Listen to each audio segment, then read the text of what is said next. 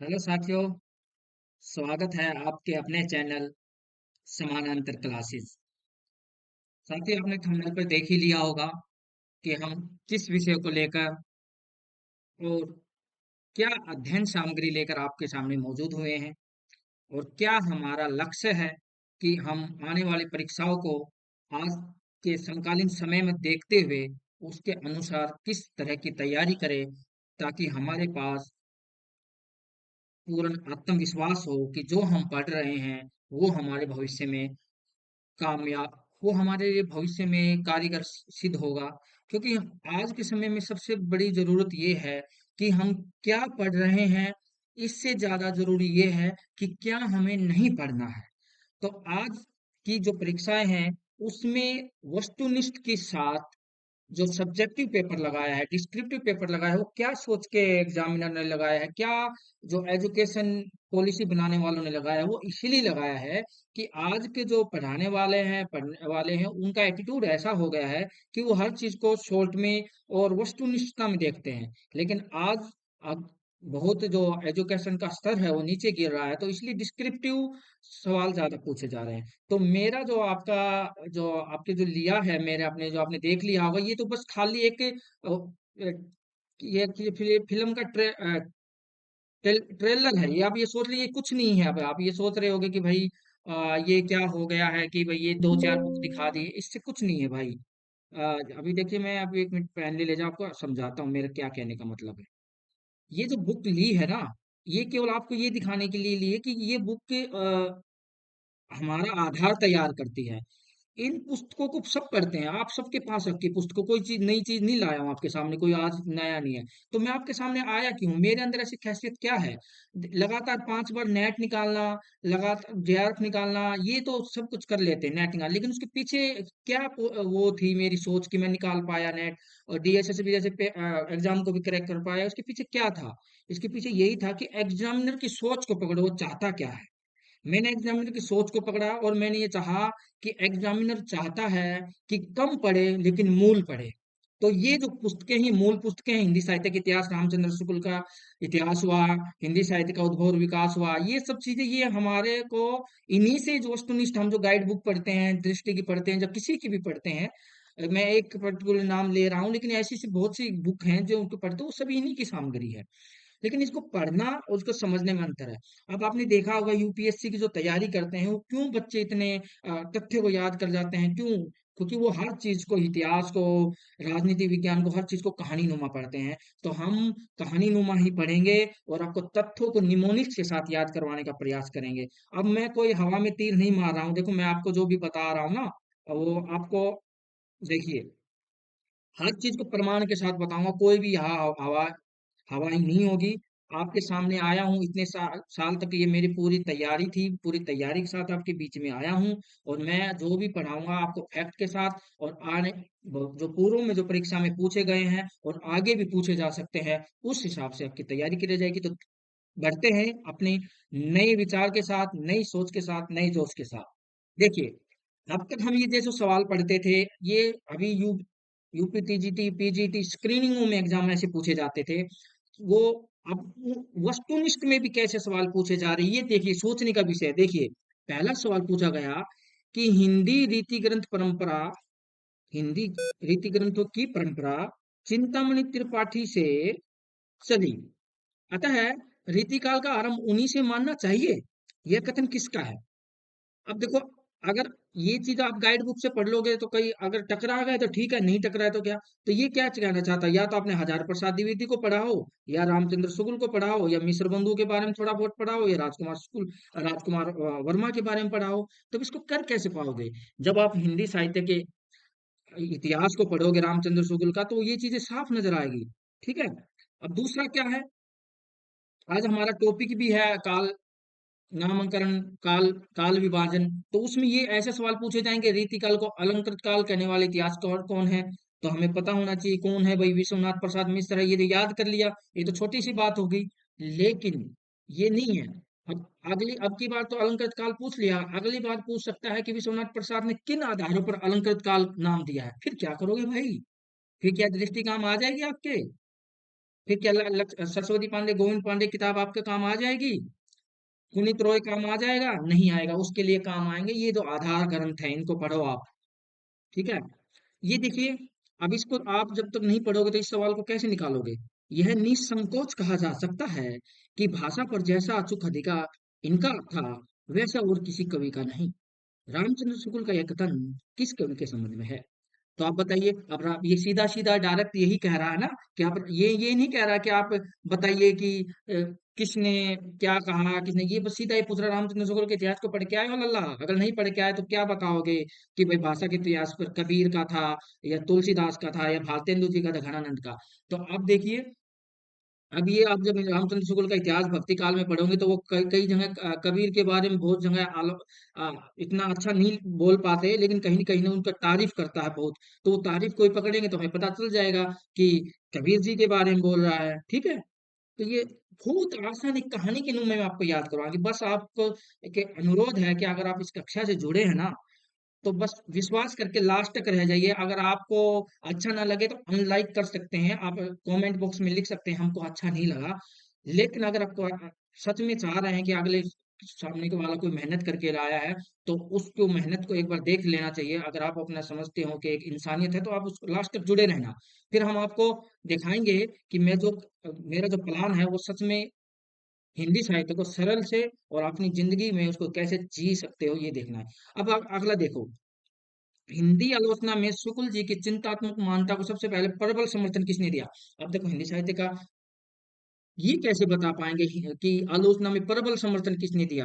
अब या तो हम डॉक्टर नगेंद्र का इतिहास पढ़े, तब हमें पता चलेगा हाँ भाई, रामचंद्र शुक्ल का कहीं ना कहीं ये समर्थन करते हैं, या प्रसाद मिश्र, विश्वनाथ प्रसाद मिश्र को पढ़े, या मुक्तिबोध को पढ़े, या रामविलास शर्मा को पढ़े। अब बिना तो तुक्केबाजी तो नहीं हो सकती ना ये। तो हाँ, तो ये इसलिए सवाल लेके आया हूँ, और ये परीक्षाओं में आए हुए सवाल हैं, ज्यादा नहीं है, 2023 24 25 तक के सवाल हैं ये अभी के। अब देखिए, ये देखिए, हिंदी साहित्य का आलोचनात्मक इतिहास के लेखक कौन है? ये तो आपको कवर हो जाएगा, ये कोई बात नहीं है, ये सवाल हर कोई कर ले जाएगा इसमें में। इनको भी कोई हर कोई कर ले जाएगा, किसने क्या बोला, ये मैं ऐसे सवाल आते थे, ऐसे सवाल आते थे, लेकिन अब नहीं आएंगे। आप, मैं बता रहा हूँ आपको, ये सवालों का जमाना अब जा चुका है। ठीक है। अब ऐसे सवाल आएंगे भाई, ये भी आते रहेंगे। अब ऐसे सवाल आएंगे, भाषा की कटौती पर यदि यदि ग्रंथ को कसते हैं, तो और भी निराशा और भी निराश होना पड़ता है, क्योंकि वह बिल्कुल बेठिकाने हैं। उसमें व्याकरण आदि की कोई व्यवस्था नहीं है। अब इतनी गहराई से पढ़ा, कि, किस ग्रंथ के बारे में पढ़ा, ये कहाँ के कोई कोई बुक है, कोई गाइड बुक बताएगी? या इसके लिए हमको रामचंद्र शुक्ल का सचमुच पढ़ना पड़ेगा, और वहाँ आदिकाल के बारे में जाना पड़ेगा, और किसके के बारे में क्या बोलते हैं, कि पृथ्वीराज रासो के बारे में, विश्वदेव रासो के बारे में, हमें रासो में, तभी पता चलेगा कि बेठिकाने होने की क्यों बात की है। और भाषा की कसौटी पे कसते तो क्यों निराश होना पड़ता है? ऐसी किसमें ऐसी भाषा बेकार भाषा हो गई जो इतनी निराश हो गए? तो आपको पढ़ना पड़ेगा। ठीक है। अब देखो, आज हमारा, मैं विषय से भटका नहीं हूँ, मुझे पता है आज क्या पढ़ाना है, लेखन पद्धतियां पढ़ाना है, लेकिन उससे पहले मैं आपके आँख खोलना चाहता हूँ कि किस प्रकार हमें तैयारी करनी है। देखिए, ये सवाल भक्ति काल से है, लेकिन मैं बता रहा हूँ कि इस ग्रंथ की भूमिका क्यों जरूरी है, रामचंद्र शुक्ल इतिहास को पढ़ना क्यों जरूरी है। देखिए, पूछा गया है, रामचंद्र शुक्ल भक्ति काल में सगुन धारा और फुटकर रचना शीर्षक के अंतर्गत परिगणित किस कवि के लिए है? ये किसने बोला कि हम इस कवि को कवि हृदय नहीं मिला, और उनमें से वह सहजता और भावुकता न थी, एक जो एक कवि में होनी चाहिए? वे संस्कृत साहित्य में सामग्री लेकर अपने साहित्य और रचना कौशल की धाक जमाना चाहते हैं। अब हमें पता होना चाहिए, जब हम केशव दास को पढ़ेंगे ना, केशव दास के बारे में जब जिक्र करेंगे रामचंद्र शुक्ल, तो बताएंगे कि इस बंदे ने संस्कृत दिखाने के चक्कर में क्या से क्या कर दिया है। ठीक है। उसके छंदों को दिखाने के लिए इसने इसमें ज्ञान भी था, सब कुछ था, कौशल था, लेकिन इसने अपनी संस्कृत निष्ठता दिखाने के लिए, अपनी विद्वता दिखाने के चक्कर में अपनी भावुकता और सहृदयता खो दी। तो तभी हम केशव दास के बारे में ऐसी पंक्ति हम पढ़ेंगे। तो इसको ऐसे क्यों याद कर रहे हो? केशव दास था, चिंतामणि था, क्या था भाई? नहीं, एक कहानी की तरह पढ़ो, और याद भी करवाएंगे आपको कैसे याद किया जाता है निमोनिक्स के साथ। अब जिस देखिए, अब ये सवाल पूछ लिया गया है, ये भी रामचंद्र शुक्ल के इतिहास से। जिस प्रकार आत्मा की मुक्त अवस्था ज्ञान दशा कहलाती है, उसी प्रकार हृदय की मुक्त अवस्था रस दशा कहलाती है। तो यानी ये जब आप पढ़ोगे तब आपको पता चलेगा ना कि उन्होंने रस को क्या माना है। ठीक है, तो ये किस आचार्य का है, तो आपको पता है रामचंद्र शुक्ल का है। और ये देखो, एक सवाल में पूरा समय आपका खराब नहीं करना चाहता, आप अपने स्क्रीन पे देख रहे होंगे, पढ़ लीजिए। कोई ऐसे ऐसे सवाल इसलिए लेके आया हूँ, ठीक है, इन सवालों का आंसर भी दे सकता हूँ, कोई बड़ी बात नहीं है, सबको पता है मुझे क्या आंसर है। लेकिन आप देखिए, इस तरह के सवाल पूछे जा रहे हैं, अब इन सवालों का आप क्या भाई गाइड बुक से निकाल लोगे? नहीं निकालोगे, पढ़ना पड़ेगा आज नहीं तो कल, वरना ऐसी परीक्षाओं में कभी 5 नंबर से कभी 2 नंबर से रहना पड़ेगा। और बड़ा दुख होता है जब इतनी मेहनत करते हैं, जब हम गाइड बुक पे इतने फोकस कर रहे हैं, तो क्यों नहीं हम एक मूल टेक्स्टों को पढ़कर। अब ये जितनी भी मैं आपके सामने कोई खामखा नहीं कर रहा हूँ, ये देखिए इतनी, ये जो किताबें आपके सामने लाया हूँ, ये देख रहे होंगे, ये सब बुक इनमें से बुक में से निकाला है मैंने अपने साथ संग्रह। और जो भी चीज आपके सामने लाया हूँ, ये सब इन्हीं में से निकाला है, इनको ये सब आपके पास है, ये पुस्तक सब आपके पास है, ठीक है, ये पुस्तक सब आपके पास है।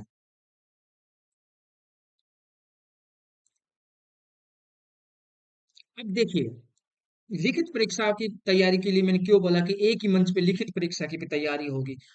अब ईएमआरएस देख लीजिए, अभी अब यूपी का जीडीसी जो भी आ गया, उसमें भी लिखित परीक्षा, हरियाणा में भी आपको पता है कि लिखित परीक्षा। अब आने वाले समय में आपको बता रहा हूँ कि आरपीएससी में भी ऐसा होने वाला है, तो धीरे धीरे हर जगह हो जाएगा।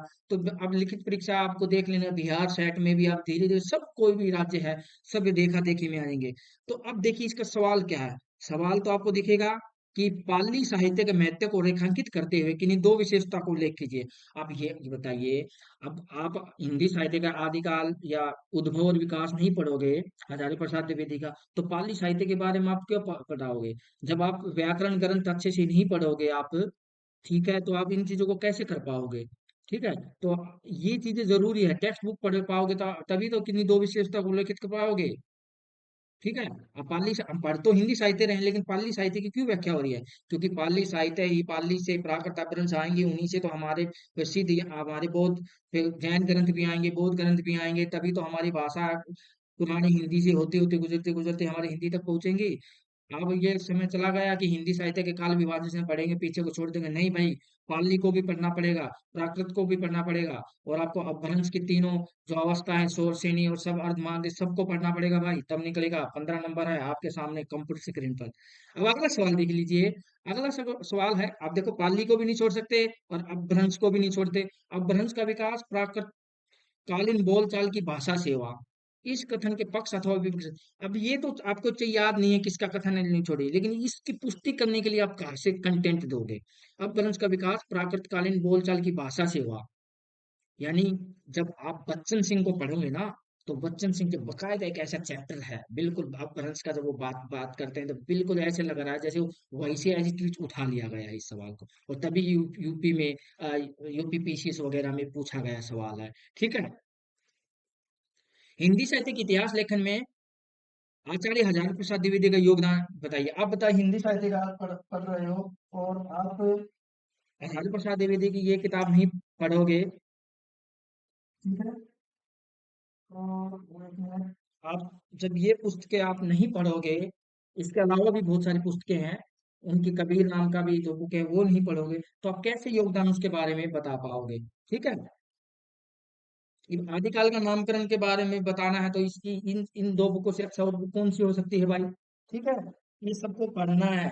अब ये बताया है कि आदिकाल के नामकरण के तर्क, आज हम जो नामकरण और काल विभाजन पढ़ रहे हैं वो इसीलिए तो पढ़ रहे हैं, और जब उन्हीं से 15 नंबर का अंक से पूछ भी लिया गया भाई, 15 नंबर दिला देगा। अब तक हम आदिकाल को ऐसे ही हवा में ले रहे थे भाई, आदिकाल के बारे में ये किसने बोला, बीज वपन काल किसने बोला, ठीक है, वीर गाथा काल किसने बोला, इसको ये तो पूछ ही नहीं रहा। वो तो सीधा कह रहा है तर्क दो भाई, क्यों रखा गया आदिकाल।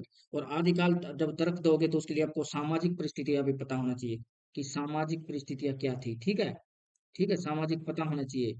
ये थोड़ा काम कम कर रहे हैं, तो सामाजिक भी पता होना चाहिए आपको, उसकी राजनीतिक परिस्थितियां भी आपको पता होना चाहिए, तभी ये सब चीजें पढ़ा है। राजनीतिक परिस्थितियां भी आपको पता होना चाहिए, ठीक है, राजनीतिक भी पता होना चाहिए, सब चीजें आपको पता होना चाहिए, आप इस चीज को कर पाएंगे। ठीक है, तभी आप इसको नामकरण को पता चलेंगे क्यों आदिकाल। आपको पता होना चाहिए कि उस समय कौन सी ऐसे चीजें थी, रासो ग्रंथ थे, क्या उनमें भाषा के आधार पर उनमें कौन सी ऐसी चीजें थी, तो मध्यकालीन से एक अलग उसको एक आचार्य रामचंद्र शुक्ल को क्यों ऐसे कहते हैं कि चारों को ये है, 12 में से 8 ये हैं, वो चीजें क्यों कहते हैं ऐसे, किस आधार पर उन्होंने वीर गाथा काल कहा। अब वीर गाथा काल का भी जिक्र करना पड़ेगा, वीर गाथा काल गलत है और आदिकाल ये इस मायने में ठीक है। तो कुछ सबने आदिकाल को मान्यता दे दी है, तो हम आखिर में सब चीजें निकाल कर निष्कर्ष में आदिकाल तक ही पहुंचेंगे। उसके लिए हमें आधार पुस्तक पढ़नी पड़ेगी। कैसे पढ़नी पड़ेगी, उनके लिए हमने पीपीटी तैयार की है। बस लास्ट समय तक आप जुड़े रहिए ऐसे ही जोश के साथ। और इसको अपने दिमाग को कभी ये मत कहिए कहिए कि मैं पढ़ रहा हूँ, अपने दिमाग को कहिए कि आज मैं एक टास्क गेम खेलने जा रहा हूँ और आज देखेंगे आदिकाल में ऐसा है क्या, इंजॉय करो। मैं कभी भी दिमाग को कहोगे ना पढ़ रहा है, तो दिमाग जल्दी कहेगा अब तुमको सो जाना चाहिए। ठीक है, आगे चलते हैं। अब एक ही सवाल यही पूछ लिया गया, देख लिए। 150 150 अंकों में लिखना है, उसमें भी ये पूछ लिया गया अपभ्रंश के विविध नामों का उल्लेख कीजिए, उल्लेख करते हुए उसका परिचय दीजिए। अब भाई हम तो क्या करते हैं, अपभ्रंश की जो अवस्थाएं हैं उन्हीं में पढ़ के ही बहुत अपने आप को ज्ञानी महसूस करने लगते हैं, सोच से नहीं महावतीर पढ़ दिया बस नहीं। उनके विविध नाम क्यों पढ़े, उनकी विशेषताएं क्या है, उसका परिचय दीजिए। ठीक है, तो आप इंट्रो में बॉडी में, इंट्रो में बॉडी कंटेंट कहाँ से लिखोगे, इंट्रो तो दे दोगे आप, दो चार फैक्ट याद कर रखे हैं, लेकिन बॉडी में कंटेंट 150 शब्द कहाँ से डालोगे, और उसके लिए कोटेशन कहाँ से दोगे कि अपभ्रंश का ये नाम इसलिए सार्थक है। तब आपको आचार्य प्रसाद द्विवेदी जी को तो पढ़ना पड़ेगा ना। ठीक है, बच्चन सिंह को बिल्कुल नहीं छोड़ सके अपभ्रंश के बारे में, तो उन्होंने तो अपभ्रंश काल से नामकरण ही कर दिया है बहुत से। ठीक है, वो हम आपको प्रमाण के साथ अभी दिखाएंगे भाई, थोड़ी देर रुकिए। ठीक है, अगला देखिए, अगला है पुरानी हिंदी के स्वरूप पर प्रकाश डालिए। पुरानी हिंदी पे प्रकाश, आप मैं आपसे एक बार बीच में एक निवेदन करना चाहता हूँ, आपको अगर कोई चीज समझ में नहीं आ रही है तो मैं आपको कमेंट भी देख रहा हूँ, आप आपको कमेंट में भी आप लिख सकते हैं। ठीक है, कोई भी किसी भी तरह को समझने में आपको अगर कोई दुविधा हो रही है तो आप कमेंट बॉक्स में भी लिख सकते हैं। पुरानी हिंदी के स्वरूप पर प्रकाश डालिए, बताइए आप पुरानी हिंदी को आप पढ़ चंद्र शर्मा गुलेरी जी को नहीं पढ़ोगे, पुरानी हिंदी उन्होंने बोला किस आधार पे बोला, क्या स्वरूप है, तो आप गुलेरी जी साहब को भी पढ़ना पड़ेगा ना आपको, तो उसके लिए भी उनकी भी पुस्तकें आपके पास होनी चाहिए। वो सब हम लाएंगे, बस आप जुड़े रहिए और हम पर विश्वास कीजिए। आपको पढ़ाना छोड़ देंगे लेकिन गलत चीज नहीं पढ़ाएंगे जो आपके भविष्य में कहीं भी उपयोगी सिद्ध न हो। ठीक है, आगे चलते हैं, इसी स्माइल के साथ इसी जोश के साथ आप जुड़े रहिए। आगे बढ़ते हैं, अगला वही देखो, पाली घूम फिर गया, बार बार इस सवालों में यही आ रहा है। पाली हिंदी साहित्य का हिस्सा, यही आधार चीजें हैं जिससे हमारे पाली में उपदेश दिए हैं। आपको पता है ना, बहुत हमारे महात्मा बुद्ध जी ने बहुत सारे उपदेश पाली में दिए, वहाँ की देश भाषा थी। तो उसमें पाली के बार बार पाली का इसलिए आ रहा है कि पाली ने बहुत अच्छा योगदान दिया है साहित्य में। महत्व को रेखांकित करते हुए किन्हीं दो विशेषता को उल्लेख कीजिए, वही बात। अब भ्रंश का विकास प्राकृतिकालीन बोलचाल की भाषा से हुआ, ये कथन वो वहाँ पीछे वाला सवाल हो चुका है। हिंदी साहित्य के अब ये देखो, आज जो हम शुरू कर रहे हैं, आज जो हम पहला चैप्टर आपको पढ़ाएंगे, वो ये 15, ये जो 30 अंक है, ये जो बहुत सारे पेपरों में तो और भी ज्यादा अंक है, मैंने केवल कुछ ही प्रश्न लिए हैं। अब ऐसे ऐसे सवाल आज की पीपीटी से आपके हो जाएंगे हल।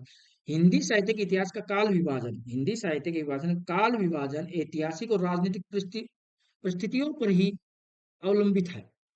यानी कि हिंदी साहित्य के इतिहास का उस समय ऐतिहासिक, हिस्टोरिकल, राजनीतिक, पॉलिटिकल सिचुएशन के ही आधार पर ही किया जा सकता है। इस कथन के पक्ष और विपक्ष पर अपना मत दीजिए। अब इसका पक्ष और विपक्ष में क्या आप अपने विचार थोपोगे, नहीं।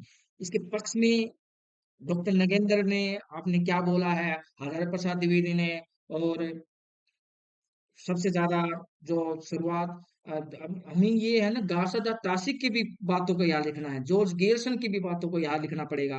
और तब हम अपने पुख्ता कर पाएंगे अपनी इस चीज को, कि हाँ इसके लिए ये है, इसके पक्ष में ये है, विपक्ष में ये है। फिर हम जो अलग अलग नाम दिए गए, चेंजेस किए गए, वो फिर हम उसमें विपक्ष में उसके वो हो जाएंगे। आखिर में हम अपने निष्कर्ष के रूप में फिर अपनी बातें रख पाएंगे, उनका बैलेंस बना के, संतुलन स्थापित करके। अब अगला सवाल आपके सामने आज के टॉपिक से ही जुड़ा हुआ है। हिंदी साहित्य के इतिहास लेखन के आधारभूत समस्या पर प्रकाश डालिए। ये एक किस्म की बुक है आपके सामने, पुस्तक है। हिंदी साहित्य के इतिहास लेखन में बेसिक प्रॉब्लम्स क्या है, इस पर प्रकाश डालिए। अब भाई आपने ना, मैंने कोशिश की है ना, आपने कहीं हिंदी लेखन कौशल की किसी भी तरह कोशिश की है, शिव सिंह सैगर सैगर साहब ने की है, गाजर दासी जी ने कोशिश की है, तो उनको जो समस्या आई वही तो समस्या होगी, कोई अलग तो नहीं होगी। हमने तो कोशिश ही नहीं की, तो उन्हीं की कथन को लेके, उन्हीं की कंटेंट को लेकर हम अपने स्टेशन को हल करेंगे, ठीक है। अब चलते हैं, आज का टॉपिक आप शुरू करते हैं। वैसे प्रीवियस ईयर का पेपर लाने का ये था कि आपको विश्वास दिला जाए कि जो भी आपको पढ़ाया जा रहा है वो आपके लिए ही लाभकारी सिद्ध है। अब बहुत सारे जब काल विभाजन करते हैं तो बहुत सारी पद्धतियां होती है। रामचंद्र शुक्ल ने किसी पद्धति को लिया है, गार्जर दासी ने किसी को लिया, शिव सिंह सहगल जी ने किसी को लिया होगा, बच्चन सिंह ने कुछ। और आने वाले समय में आप और मैं हम रिसर्च करें, पीएचडी का कार्य करें, और आज आगे मुझे लगे कि आदिकाल के बारे में आचार्य प्रसाद द्विवेदी कुछ गलत कर गए हैं, या बच्चन सिंह भी कुछ गलत इतिहास लिख गए, तो मैं उसमें चेंज करूंगा, तो मैं क्या पता कोई और नई पद्धति का आपकी नई पद्धति के द्वारा इतिहास लिख दूं। तो पद्धति तो कोई भी हो सकती है, साइंटिफिक पद्धति नहीं बनती रहती है। तो देखिए, अब पहली पद्धति है, पहली विधि है, पहला मेथड है। या तो आप इस हिसाब से लिख सकते हो क्या भाई, बिल्कुल रिलैक्स हो गए। भाई मैं तो लिखूंगा वर्णानुक्रम, वर्णानुक्रम विधि से। अच्छा भाई, तुम वर्णानुक्रम विधि से लिखना चाहते हो, तो उसमें क्या होता है, इसमें रचनाकार का विवरण, उसके रचनाकार का विवरण नाम के प्रथम वर्ण के क्रम में दिया जाता है। उदाहरण के लिए भाई, यानी कि नाम का पहला अक्षर, जैसे मेरा अरुण है, आपका कोई कुछ भी नाम हो सकता है, मोहन हो सकता है, तो आपका एम से हो जाएगा, मेरा ए से हो जाएगा, ठीक है। एम से हो जाएगा, या मेरा ए है तो ए से हो गया। तो अब बंदा क्या करेगा, वो कहेगा एम तेरे नंबर पे होता है अल्फाबेट में, ए पहले नंबर पे होता है, तो इसको पहले पे ले लेते हैं भाई, ए पे। लेकिन ये एम 13 नंबर पे होता है, इसको नहीं लेंगे। तो भाई साहब, क्या पता मोहन मुझसे पहले ही कविता लिख के गया हो, क्या पता मोहन का जन्म मुझसे पहले हुआ हो, तो आप अरुण सोच के पहले नंबर पे कैसे ले लोगे भाई। इसी हिसाब से ये पद्धति अच्छी नहीं हुई है। जैसे तुलसीदास, चिंतामणि, केदारनाथ सिंह का समय भले ही भिन्न हो, लेकिन उनके कर्म इस प्रकार होगा, जैसे केदारनाथ का कै वर्ड पहले आ गया तो केदारनाथ पहले आ गया। चिंतामणि में च वर्ण पहले आता है तो च पहले गया। तुलसीदास ट, यानी कि ये थ में से ट नंबर पे आ गया, तो इसलिए ये पीछे चला गया। चाहे उसका जन्म चिंतामणि से पहले हुआ हो या बाद में, इससे कुछ लेना देना नहीं। इसे ऐतिहासिक दृष्टि से असंगत माना गया है, बिल्कुल, क्योंकि इसमें इतिहास लेखन नहीं, शब्दकोश लेखन की तरह होता है। और ये जो ऐसी मेथड का प्रयोग करने वाले कौन है भाई, ये उनकी गलती नहीं है भाई। जब शुरुआत होता है ना, शुरुआत करने वाले को कभी भी नजरअंदाज नहीं करना चाहिए। आज इन्होंने एक शुरुआत दी है, ओपनिंग में जो आते हैं क्रिकेटर उनको हल्का में नहीं लेना चाहिए। वो आउट हो गए तो क्या हुआ, कुछ भी रन बनाए, लेकिन उनके ऊपर प्रेशर होता है। तो इन्हीं प्रकार का प्रेशर था, इन्होंने गासर तासी, शिव सिंह सैंगर, तो इन्होंने हमारे लिए रास्ते खोल दिए थे। और लेकिन इन्होंने गलती ये कर दी, इन्होंने बंदे अल्फाबेट का पहला अक्षर लेकर शुरुआत कर दी। चलो ठीक है, पर कुछ किसने सुधारने का काम कर दिया भाई, वो बोले नहीं इसको छोड़िए, चलो हम आते हैं। चलो आप आइए, तो हम आते हैं, हम क्या करते हैं, कालानुक्रम लेते हैं भाई, समय लेते हैं, अब हम टाइमिंग पीरियड लेंगे, नाम नाम छोड़ देंगे, ठीक है भाई। तो इसमें रचना काल का विवरण उसके काल समय के क्रम से किया जाता है। इसमें जन्म तिथि के आधार पर, अच्छा इन्होंने बर्थ बर्थडे बनाने की बात की, जिसका बर्थडे पहले होगा उसको हम पहले आधार बना लेंगे, ठीक है भाई। इतिहास लेखन की दृष्टि से इसे अधूरा समझा जाता है। चलो, इसकी कमी तो हर एक में रहेगी, कमी तो हर एक में रहती है, तो इसमें कमी ये थी कि इससे इतिहास लेखन की दृष्टि से इसे अधूरा उसको तो ऐतिहासिक दृष्टि से नकार दिया गया है, लेकिन इसको इतिहास लेखन की दृष्टि से अधूरा समझा। अगर किसी चीज को अधूरा समझा जा रहा है, तो इसका मतलब ये कुछ तो पूरा किया है उसने। अधूरा का नेगेटिव शब्द नहीं है, ये पॉजिटिव है। अधूरा समझा, क्योंकि इस पद्धति में लिखे गए ग्रंथ वर्णानुक्रम पद्धति की तरह कवि वृत्त संग्रह है मात्र। ये कवियों को वृत्त संग्रह ले दिया। अब आपसे पूछा गया है पेपर में, कवि वृत्त संग्रह नाम किस पद्धति में बन जाता है, वो कालानुक्रम पद्धति। कैसे कालानुक्रम, कैसे कवि वृत्त संग्रह, ठीक है। अब ऐसे महानुभाव कौन है, गासे दत्तासी तो बोले कि वर्णानुक्रम पद्धति अपना शिव शंकर, लेकिन गासे दत्तासी, तो अब इसको याद है, गासे दत्तासी देखो, फ्रेंच फ्रेंच भाषा, सबसे पहले फ्रेंच में लिखा गया इतिहास, ये तो याद हो जाएगा, गासे दत्तासी फ्रेंच को महत्व देते। शिव सिंह सैगल जी भी है, तो हिंदी में उन्होंने बहुत काम किया, लेकिन ये नाम पुराना से लग रहा है, तो इसको ऐसे याद कर लीजिए, शिव सिंह सैगल। अब देखो, गियर्सन, जॉर्ज गियर्सन, नाम जॉर्ज लग गया तो ये बोला मैं अंग्रेज हूं तो मैं कुछ नया करूंगा, तो इन्होंने क्या नया कर दिया भाई, कालानुक्रम पद्धति लिखा। मिस्र बंधुओं ने भी इसी का प्रयोग किया गया, ठीक है। यद्यपि गियर्सन में विधेयवादी पद्धति के कुछ आरंभिक सूत्र मिल गए थे, यानी कि गियर्सन ने थोड़ा बहुत मॉडर्न काम किया था। अब विधेयवादी कोई बात आ रही है, तो अब विधेयवादी पद्धति भी कोई चीज होती होगी, फिर उसको ही पढ़ लेते हैं। यानी कि जॉर्ज गैरिसन साहब कुछ करके गए हैं। जॉर्ज गैरिसन ही वही है जिन्हें भक्ति काल को समकाल कहा था। ठीक है, आगे चलते हैं। अब विधे विधि पढ़ते ने पहले एक वैज्ञानिक, आप इसको नाम तो सुनोगे, वाह, साइंटिफिक स्ट्रेटेजी है, पद्धति है, तो वो ठीक होगी। लेकिन ये वैज्ञानिक, हम वैज्ञानिकता पे, साइंस और केमिस्ट्री पे नहीं लिख रहे हैं, हम एक साहित्य का इतिहास लिख रहे हैं। तो उसमें देखिए कहाँ तक कार्यकर होती है। इसमें क्या होता है, इसमें ग्रंथकार के निरपेक्ष तटस्थ रहकर तथ्य संकलन कर उसे क्रमबद्ध रूप से प्रस्तुत किया जाए। यानी कि भाई साहब, इसमें बिल्कुल तटस्थ हो जाएगा, मैं ईश्वर को मानता हूँ या ना मानता हूँ। अगर तुलसीदास ने अच्छा सगुन काव्य पे लिखा है तो मैं बिल्कुल लिखूंगा, हाँ भाई तुलसीदास ने। कब मैं निर्गुणवादी हूँ या सगुनवादी से कोई लेना देना नहीं है। कबीर जी ने अच्छा लिखा तो मैं कबीर के बारे में बिल्कुल सही लिखूंगा, जितना उसने जिस समय में लिखा, जिस काल में जितना लिखा उसने लिखूंगा। ये तटस्थ और निरपेक्ष होता है।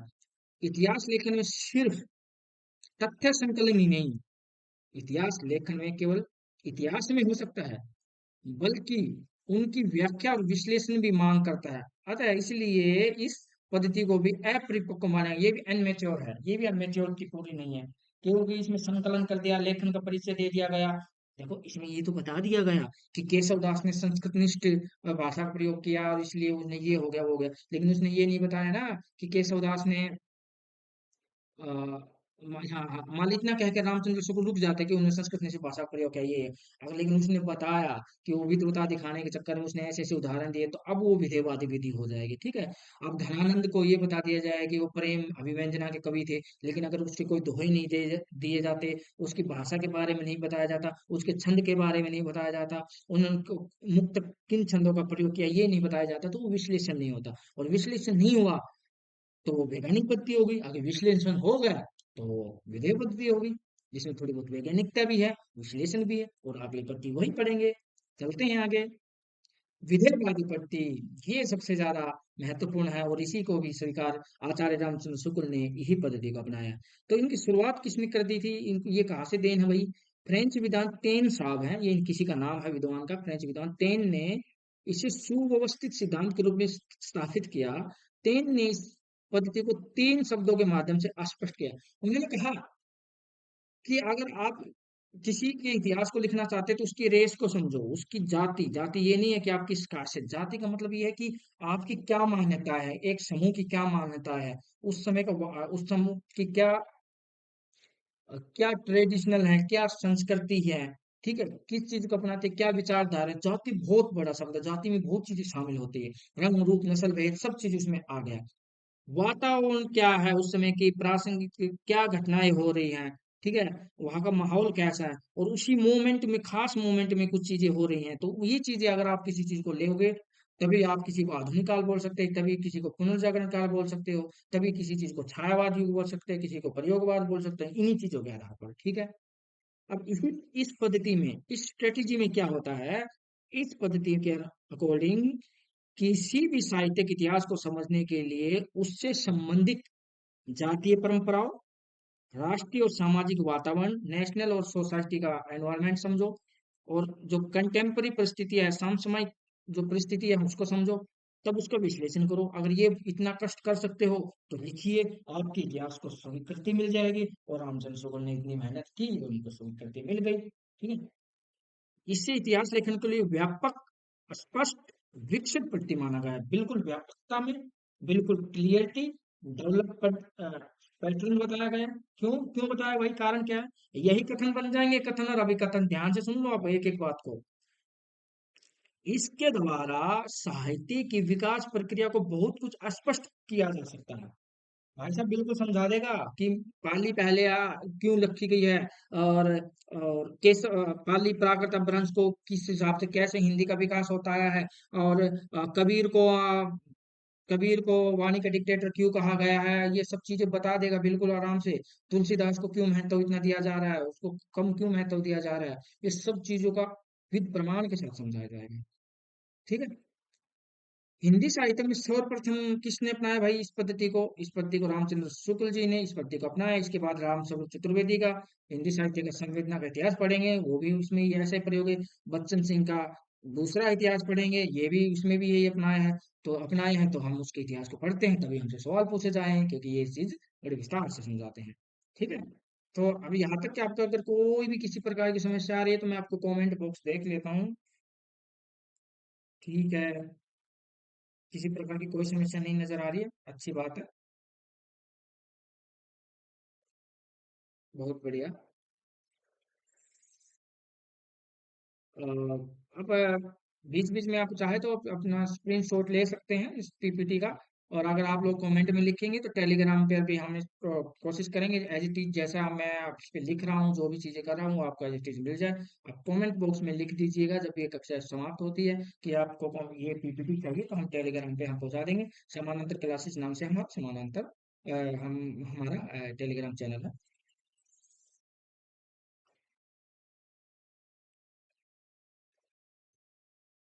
चलिए अगली पीपीटी की तरफ रुख करते हैं। देखिए, अभी इन्हीं विधियों को अपनाते हुए ये लोग अपना नाम रख देंगे। अब गियर्सन ने, जॉर्ज गियर्सन साहब ने ये दृष्टि से उठाया, मैं बिल्कुल ईमानदारी से बता, दृष्टि का पहला पेज है, ये किताब में रखा गया। क्योंकि मैं टाइपिंग करता तो बहुत समय लगता, मुझे आज आपको कंटेंट जल्दी देना था, आपने और भी पीपीटी में बहुत ज्यादा मैंने काम कर लिया, तो मैं सोचा क्यों इसको बार बार इस पे मेहनत की जाए। तो मैं श्रेय दे रहा हूँ, ये दृष्टि का ये मेहनत है, तो बिल्कुल कोई नहीं, हमें आपको अच्छा सा पहुंचाना है, ज्ञान किसी माध्यम से पहुंच जाए। ठीक है, जॉर्ज गियर्सन। अब जॉर्ज गियर्सन के साथ मैंने कहा था जॉर्ज गियर्सन कुछ नया काम करे, बोला मैं जॉर्ज हूँ तो मैं वर्ण की बात नहीं करूंगा, तो इन्होंने काल विभाजन, कौन सा, कालानुक्रम पद्धति अपनाई थी। अब कालानुक्रम पद्धति अपनाएगी बंदे, जब तुम कालानुक्रम पद्धति अपना रहे हो तो काल को ही देखोगे, काल देखोगे, समय को ही देखोगे। तो इन्होंने कहा कि चारण काल चल रहा है, तो मैं इसको चारण काल बोलूंगा भाई। फिर उन्होंने कहा कि 15वीं सदी का काल चल रहा है और धार्मिक चीजें चल रही, तो मैं इसको 15वीं सदी का धार्मिक बोल दिया। अच्छा, मलिक मोहम्मद जायसी जैसे कवि आ रहे हैं, प्रेम काव्य लिखा जा रहा है, तो मलिक मलिक मोहम्मद जायसी के नाम से लिख दिया। ब्रज और ब्रज ब्रज का कृष्ण काव्य यहाँ इस समय ज्यादा दिखाई दे रहा है, ठीक है। अब मुगल काल का समय है, मुगल दरबार चल रहा है, तो मुगल दरबार। अच्छा, तुलसीदास जी को ज्यादा हाईलाइट में आए हैं इस काल में, तो तुलसीदास जी। अच्छा, रीति काव्य चल रहा है, तो रीति काव्य, ये इसका थोड़ा सा ठीक लग रहा है, रीति काव्य ठीक दिया। फिर इन्होंने कहा कि तुलसीदास के साथ अन्य काम कर रहे हैं परवर्ती लोग आए हैं, तो उन्होंने तुलसीदास के अन्य परवर्ती नाम लिया। अभी इस चीज को याद कर लीजिए, उसमें को मेरे समझाने का। अच्छा, कंपनी का शासन काल चल रहा है, तो कालानुक्रम पद्धति अपनाई है, तो कंपनी के बाद विक्टोरिया का शासन चल रहा है हमारे देश में, हिंदुस्तान में 1857 से 1887 तक, तो हम इसको इसलिए काल रख दिया। कुछ बंदे ने वर्णानुक्रम पद्धति तो नहीं अपनाई, नहीं, तो इसका ऐसा ही नाम रखेगा, इससे यही उम्मीद थी भाई। अब मिस्र बंधु भी तो इन्हीं के साथ थे। मिस्र बंधु भी तो कह रहे थे मैं भी तो कालानुक्रम में, तो मैं इसे अलग नहीं जाऊंगा। तो उन्होंने कहा भी प्रारंभिक काल चल रहा है, ठीक है, प्रारंभिक काल को मैं प्रारंभिक काल रखता हूँ, लेकिन उसको भी मैं क्या कहूंगा, आपको थोड़ा, मैं तो उसको दो भागे में बांट लूंगा, आपको पढ़ने में तकलीफ होगी भाई, इतना एकदम नहीं पढ़ पाओगे, तो चलो ठीक है, पढ़ने में तकलीफ हो रही तो पूर्व प्रारंभिक काल कह दो, उत्तर प्रारंभिक काल कह दो। फिर मैं भी इसको माध्यमिक काल कहूंगा, ठीक है। इसको भी मैं तुम लोगों को कठिन ना हो इसलिए इसको दो भागों में बना दूंगा। अलंकृत काल रीति काल को कहूंगा, मैं तो उसको रीति काव्य नहीं बोलूंगा, मैं तो अलंकृत काल बोलूंगा, ठीक है। काल, ये तो काल ही रहे हो, शब्द तो पीछे काल ही जोड़ रहे हो, कौन सा तुमने ऐसा वो कर दिया। काल ही हम आपको पढ़ गए हैं, आपको अलंकृत काल हम आपके समझ गए हैं, अपने काल अनुक्रम पद्धति अपनाई है। चाचू हमको बेवकूफ मत समझिए। तो हमने इसको भी दो भागों में बांट दिया ताकि हम लोगों को आने वाले समय में दिक्कत ना हो। परिवर्तन दिखाई दिया उस काल में तो परिवर्तन काल कह दिया, वर्तमान काल उसको दिखाई दिया तो वर्तमान काल कह दिया। अब इन बंदों का, कालानुक्रम पद्धति वालों को तो हम हटा देते हैं कुछ देर के लिए। अब हम विधेयवादी लोगों के सामने आ जाते हैं, इन्होंने काल विभाजन किस आधार पे किया। विधेयवादी रामचंद्र शुक्ल, रामस्वरूप चतुर्वेदी, डॉक्टर राम कुमार वर्मा, फिर हम बच्चन सिंह को पढ़ेंगे, ठीक है। तो इन्होंने कहा कि अभी विधेयवादी में क्या बताया था आपने, विधेयवादी में अस्पष्टता होगी, विश्लेषण होगा, ठीक है, प्रमाण दिए जाएंगे। तो इन्होंने क्या भाई, ये प्रमाण देगा बंदा, ये हमारे दादू, हमारे दादाजी बोल सकते हैं इसको, हिंदी साहित्य का हमारे रामचंद्र शुक्ल दादाजी कहेंगे। छोड़ो बच्चों, तुम्हें नहीं समझा, मैं बताता हूँ। अब मैंने बहुत सारी रचनाएं मिली, 12 तरह की रचनाएं मिली, कि कुछ बिसल देवरास हो, कुछ चीजों को छोड़कर बाकी सब में हमें वीर रस ज्यादा दिखाई दिया। ठीक है, ठीक है भाई। तो इसलिए हम इसको, श्रृंगार हमें कम दिखा, कि वीर रस रासो सीते थे, तो मैं इसको वीर गाथा काल कहूंगा। फिर आगे ऐसे आएंगे, फिर कहेंगे ये आदिकाल, आदिकाल क्यों पड़ा इसका नाम, फिर वो हजार प्रसाद देवी जी इसका खंडन कर देंगे, ठीक है। फिर ये कहेगी मैं भक्ति काल के बारे में स्पष्ट रूप से बता दूंगा कि इस समय भक्त कवि ज्यादा हुए हैं, ठीक है। ठीक है, तो भक्ति काल फिर वो बताएगा, एक प्रकार की परिपाटी चली आ रही है, एक प्रकार की रीति चली आ रही है, वैसी प्रकार के काव्य लिखे जा रहे हैं, उसी प्रकार की रीत, एक ग्रंथ एक ही पद्धति पे लिखे जा रहे हैं, एक परिपाटी चली आ रही है, तो उसको रीति काल बोल दिया। फिर बोला कि इस समय में गद्य काल ज्यादा लिखा जा रहा है, तो उसने मैंने गद्य काल बोल दिया। फिर इन्हीं का खंडन करके आगे ये आदिकाल, पूर्व मध्यकाल, उत्तर मध्यकाल, ये चीजें बन जाएंगी। अब राम कुमार वर्मा ने भी कौन से अपनाया, डॉक्टर राम कुमार वर्मा ने भी इनको संधि काल, भक्ति काल, इसको वही चीजें बोल दी, रीति काल, आधुनिक काल, ये वही वही विधि। अब आचार्य प्रसाद द्विवेदी है, वो उनका खंडन करेंगे और वो वीर गाथा काल को क्या बोल देंगे, आदिकाल बोल देंगे। बाकी भक्ति काल, आदिकाल, ये सब चीजें साफ सेम रखें। अब गणपति चंद्रगुप्त काल का विभाजन कैसे करेंगे, प्रारंभिक काल, पूर्व मध्य काल, उत्तर मध्य काल, ऐसे। अब ऐसे जैसे जैसे काल लगाया तो समझ लो कि इन्होंने जो काल क्रम पद्धति को ज्यादा अपनाया। डॉक्टर नगेंद्र हिंदी साहित्य के इतिहास में क्या से करेंगे, वो आदिकाल का नाम तो रखेंगे लेकिन उसमें कहेंगे नहीं, मैं और भी ज्यादा विश्लेषण करूंगा। और मैंने विश्लेषण किया तो मैं मानता हूँ कि 7वीं सदी के अंदर जो भाषाएं थी उनसे लेकर 14वीं सदी की भाषा तक अगर पढ़ोगे तो उसमें भी कहीं ना कहीं हिंदी का पुट दिखाई देता है। फिर ये कहेंगे भक्ति काल को मैं मानता हूँ कि 14वीं सदी से लेकर 17वीं सदी के मध्य तक की जो चीजें हैं वहां तक भक्त कवि हुए हैं। फिर मैं रीति काल को कहूंगा कि 17वीं शताब्दी से लेकर 19वीं शताब्दी के मध्य। फिर आधुनिक काल को कहूंगा कि 19वीं शताब्दी आ गई, अब मॉडर्न समय आ गया है। और उसी समय जागरण काल, पुनर्जागरण काल होगा, जिसके प्रणेता भारतेंदु जी होंगे। और 1857 की क्रांति होगी और 1900 के बीच में बहुत से महात्मा गांधी जी के द्वारा आंदोलन चलाए जाएंगे। और उसी प्रकार जागरण सुधा द्विवेदी जी उगाएंगे और हिंदी में कुछ नया परिवर्तन लेके आएंगे। और द्विवेदी जी 1900 से 1918 के बीच में उसके समकालीन बहुत सारे आलोचक आएंगे। फिर छायावाद युग आएगा। फिर छाया युग में हम छायावाद युग जैसे ही खत्म होगा हम उसका नाम दे सकते हैं छाया युग। और छाया युग काल में दो विशेषता प्रयोग, प्रगति प्रयोग काल जिसको प्रगति युग, और नौ लेखन चीजें शुरू हो जाएंगी। तो ये काल विभाजन, राम स्वरूप चतुर्वेदी कुछ खास परिवर्तन नहीं करेंगे, सेम है। सबसे ज्यादा महत्वपूर्ण जो आ रहा है वो आप हिंदी साहित्य को जो सबको ज्यादातर पढ़ना चाहिए, रामचंद्र शुक्ल के बाद अगर अगर आपके पास समय मिलता है तो आप इसको बिल्कुल नहीं नकार सकते। एक तो रामचंद्र शुक्ल के इतिहास को और एक बच्चन सिंह के इतिहास को, अगर आपको आज के समय की परीक्षा निकालना है और आपने एक विचार की तैयार करनी है तो ये अपभ्रंश काल कहेंगे, तो अपभ्रंश के सवाल इसी से सीखोगे। फिर अपभ्रंश काल के बाद इन्होंने कोई आदिकाल वगैरह जिक्र नहीं किया, अपभ्रंश काल के अंदर ही बहुत सारे पूरा आदिकाल को समेट लिया। फिर भक्ति काल काल पे कूद जाएंगे। फिर रीति काल, आधुनिक काल, आगे कुछ चेंज इनको अंदर है, ऐसा कुछ खास नहीं है। तो ठीक है, समझ में आया। और ये चीजें हम प्रमाण के साथ बताएंगे कि सच में अपभ्रंश काल इन्होंने रखा है या नहीं रखा है। अब देखो हमारे सामने पुस्तक खुल गई है, इसी पुस्तक से जुड़े हम तथ्यवाद पढ़ेंगे। तो समय मिला और आपका ऐसे ही जुड़े रहे तो हम आपको आपके अंदर वही एक जज्बा रहा कि हम मूल टेक्स्ट को पढ़ सकते हैं और हमें सर समझना है, हमें समझा दीजिए। तो मैं जितना भी सरल होगा उतने सरल तरीके से इसको समझाने का प्रयास करूंगा। ये बोलना मेरे लिए इसलिए जरूरी भी हो रहा है क्योंकि कई लोग है ना सो जाते हैं पढ़ते पढ़ते, तो मैं उनको जग जग जाइए भाई, जग जाइए। हाँ, आप जग जाइए। एक छोटी सी पुस्तक पढ़ के अगर आपको 1 से 1.5 लाख रुपए, 90,000 तक की नौकरी मिल रही है तो क्या बड़ी बात है 200-300 पेज पढ़ने में। अगर नहीं पढ़ेंगे तो किसी के, अगर आप आज हम जॉब नहीं लगे तो हो सकता है कि हम कहीं न्यूज़पेपर बांट रहे होंगे या किसी बुक में हम प्रूफ रीडिंग कर रहे होंगे और फिर हम उस पुस्तकों को पढ़ेंगे और हमें रुपए मिलेगा, 10 रुपए, 20 रुपए। तो आज इन 300 पर पृष्ठों की पुस्तकें पढ़ लीजिए, 1-1.5 लाख के मालिक बन जाइए और एक अच्छा ओहदा भी प्राप्त, सम्मान भी मिलेगा और ज्ञान भी मिलेगा और पैसे भी मिलेंगे। तो क्यों नहीं पढ़ लिया जाए, पढ़ेंगे भाई, पढ़ेंगे क्यों नहीं पढ़ेंगे। अब यहाँ इन्होंने जो इन्होंने जो कुछ चीजें, अब ये थोड़ा सा मुझे लगता है ये जब आप पढ़ोगे तो आज मैंने इन चीजों को वो कर दिया, ये सर पीपीटी थोड़ा सा अलग है। हाँ, ये थोड़ा वो गलत छप गई थी, उसको हम हटा देंगे या बाद में आ जाएंगे। प्रथम संस्करण का जब आप उस किताब को खोलेंगे ना तो आपके सामने प्रथम संस्करण नाम का वक्तव्य आ जाएगा। ठीक है, देख लो भाई, आप साहब आपसे कलर किया है तो देख लो, मैंने कहा का ध्यान रखा होगा तभी तो कलर कर पाया हूँ। मैंने एक लाइन को पढ़ा हुआ है, ऐसे कैसे कलर हो जाएगा भाई। ये किसी का कॉपी पेस्ट तो है नहीं, ये मेरा अपना मेरे अपनी मतलब क्रिएटिविटी है। ठीक है, तो आप देखिए उनके प्रथम संस्करण का वक्तव्य है कि हिंदी के कवियों का वृत्त संग्रह। अब ये पूछा जाता है कि एक वृत्त संग्रह, एक वृत्त संग्रह शिव सिंह सहगल जी ने 1833 ईस्वी में प्रस्तुत किया। अब एक तो सवाल यही से यही बन गया कि वृत्त संग्रह किसको बोला इन्होंने, शिव सिंह सहगल के इतिहास को। और तो शिव सिंह सहगल कब ये काम कर गए भाई, 1833 में। और शिव सिंह सहगल, अभी आपसे पूछ लेता हूँ कि पीछे का शिव सिंह सहगल और गालसादा दासी सबसे पहले नाम पढ़े थे हमने, कहाँ आए थे ये। शिव सिंह सहगल का जिक्र कहाँ होता, वर्णानुक्रम पद्धति में, तो वर्णानुक्रम पद्धति भी इन्होंने बनाई थी। ठीक है, फिर इसके पीछे और आते हैं, इसके पीछे आप जॉर्ज गिल्सन साहब आएंगे, 1833 कुछ ही साल रुके हैं, 50-60 वर्ष रुके, उसके बाद ये आए। तो इन्होंने कहा कि 1889 में डॉक्टर इसका पूरा नाम जॉर्ज गियर्सन है। इन्होंने एक पुस्तक लिखी, उसका नाम था मॉडर्न वर्नाकुलर लिटरेचर। आप ऐसे देखो, इनके नाम क्या था, जॉर्ज रखता है जो, ठीक, जॉर्ज गियर्सन। तो जॉर्ज साहब तो ज्यादा तो मॉडर्न तो होते हैं अपने आप को, तो इनका नाम, पुस्तक का नाम करने में तो कोई दिक्कत है नहीं। Modern vernacular literature of northern Hindustan. वो फ्रेंच से थे, तो उनकी किताब का नाम भी कुछ ऐसा ही लगेगा जैसे फ्रेंची नाम है। तो एंडो एंडो लिटरेचर, ऐसी बातें उसमें ऐसे ना आए, तो ऐसी चीजें दिखेगी आपको तो अलग ही पता चल जाएगा। तो द मॉडर्न वर्नाकुलर लिटरेचर किताब लिखी नॉर्दर्न हिंदुस्तान नाम से। ये हिंदुस्तान का मतलब ये है कि हिंदुस्तान अपनी भाषा थी हिंदुस्तानी। इसके जो लिखा गया है, इसको क्या बोला गया है भाई, रामचंद्र शुक्ल ने कहा है ये बड़ा कवि वृत्त संग्रह है।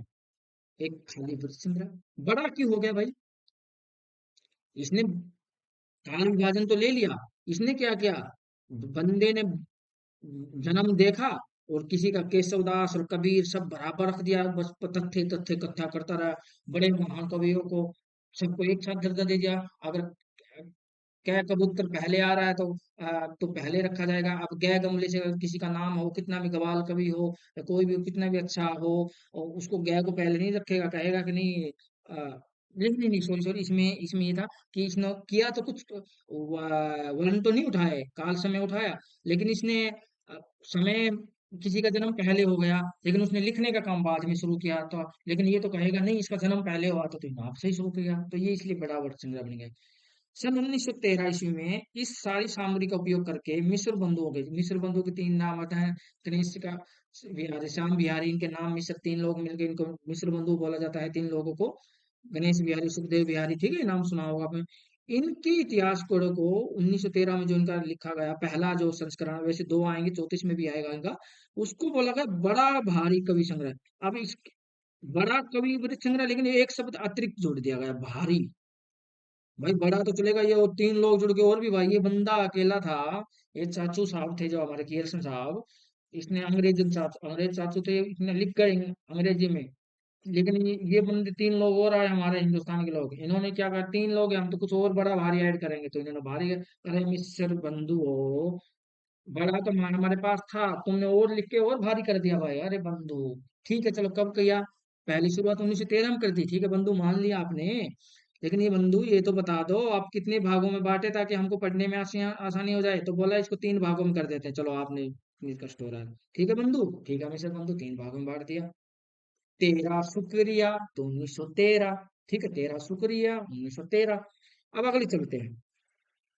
शिक्षित जनता के जिन जिन प्रवृत्तियों के अनुसार हमारे साहित्य में स्वरूप में जो जो परिवर्तन आते हैं, जिन जिन प्रभावों की प्रेरणा से काव्य धारा की भिन्न भिन्न शाखाएं फूटती हैं, उन सबके सम्यक निरूपण तथा उनकी दृष्टि से किए गए सुसंगत सुसंगत काल विभाग के बिना साहित्यिक इतिहास को सच्चा अध्ययन करना। ये कह रहे हैं कि किसी जनता में, अगर मान लीजिए आज की जनता मनोरंजन टाइप की चीजें चाहती है साहित्य आजकल, मान लीजिए मैं जनता हूँ, आप सब जनता है, और हम चाह रहे हैं कि यार कविता ऐसी मत सुनाओ जो राजनीति की पोल खोलती है, कविता ऐसी सुनाओ जो नक्श किसी की अच्छी खूबसूरती का चित्रण करे।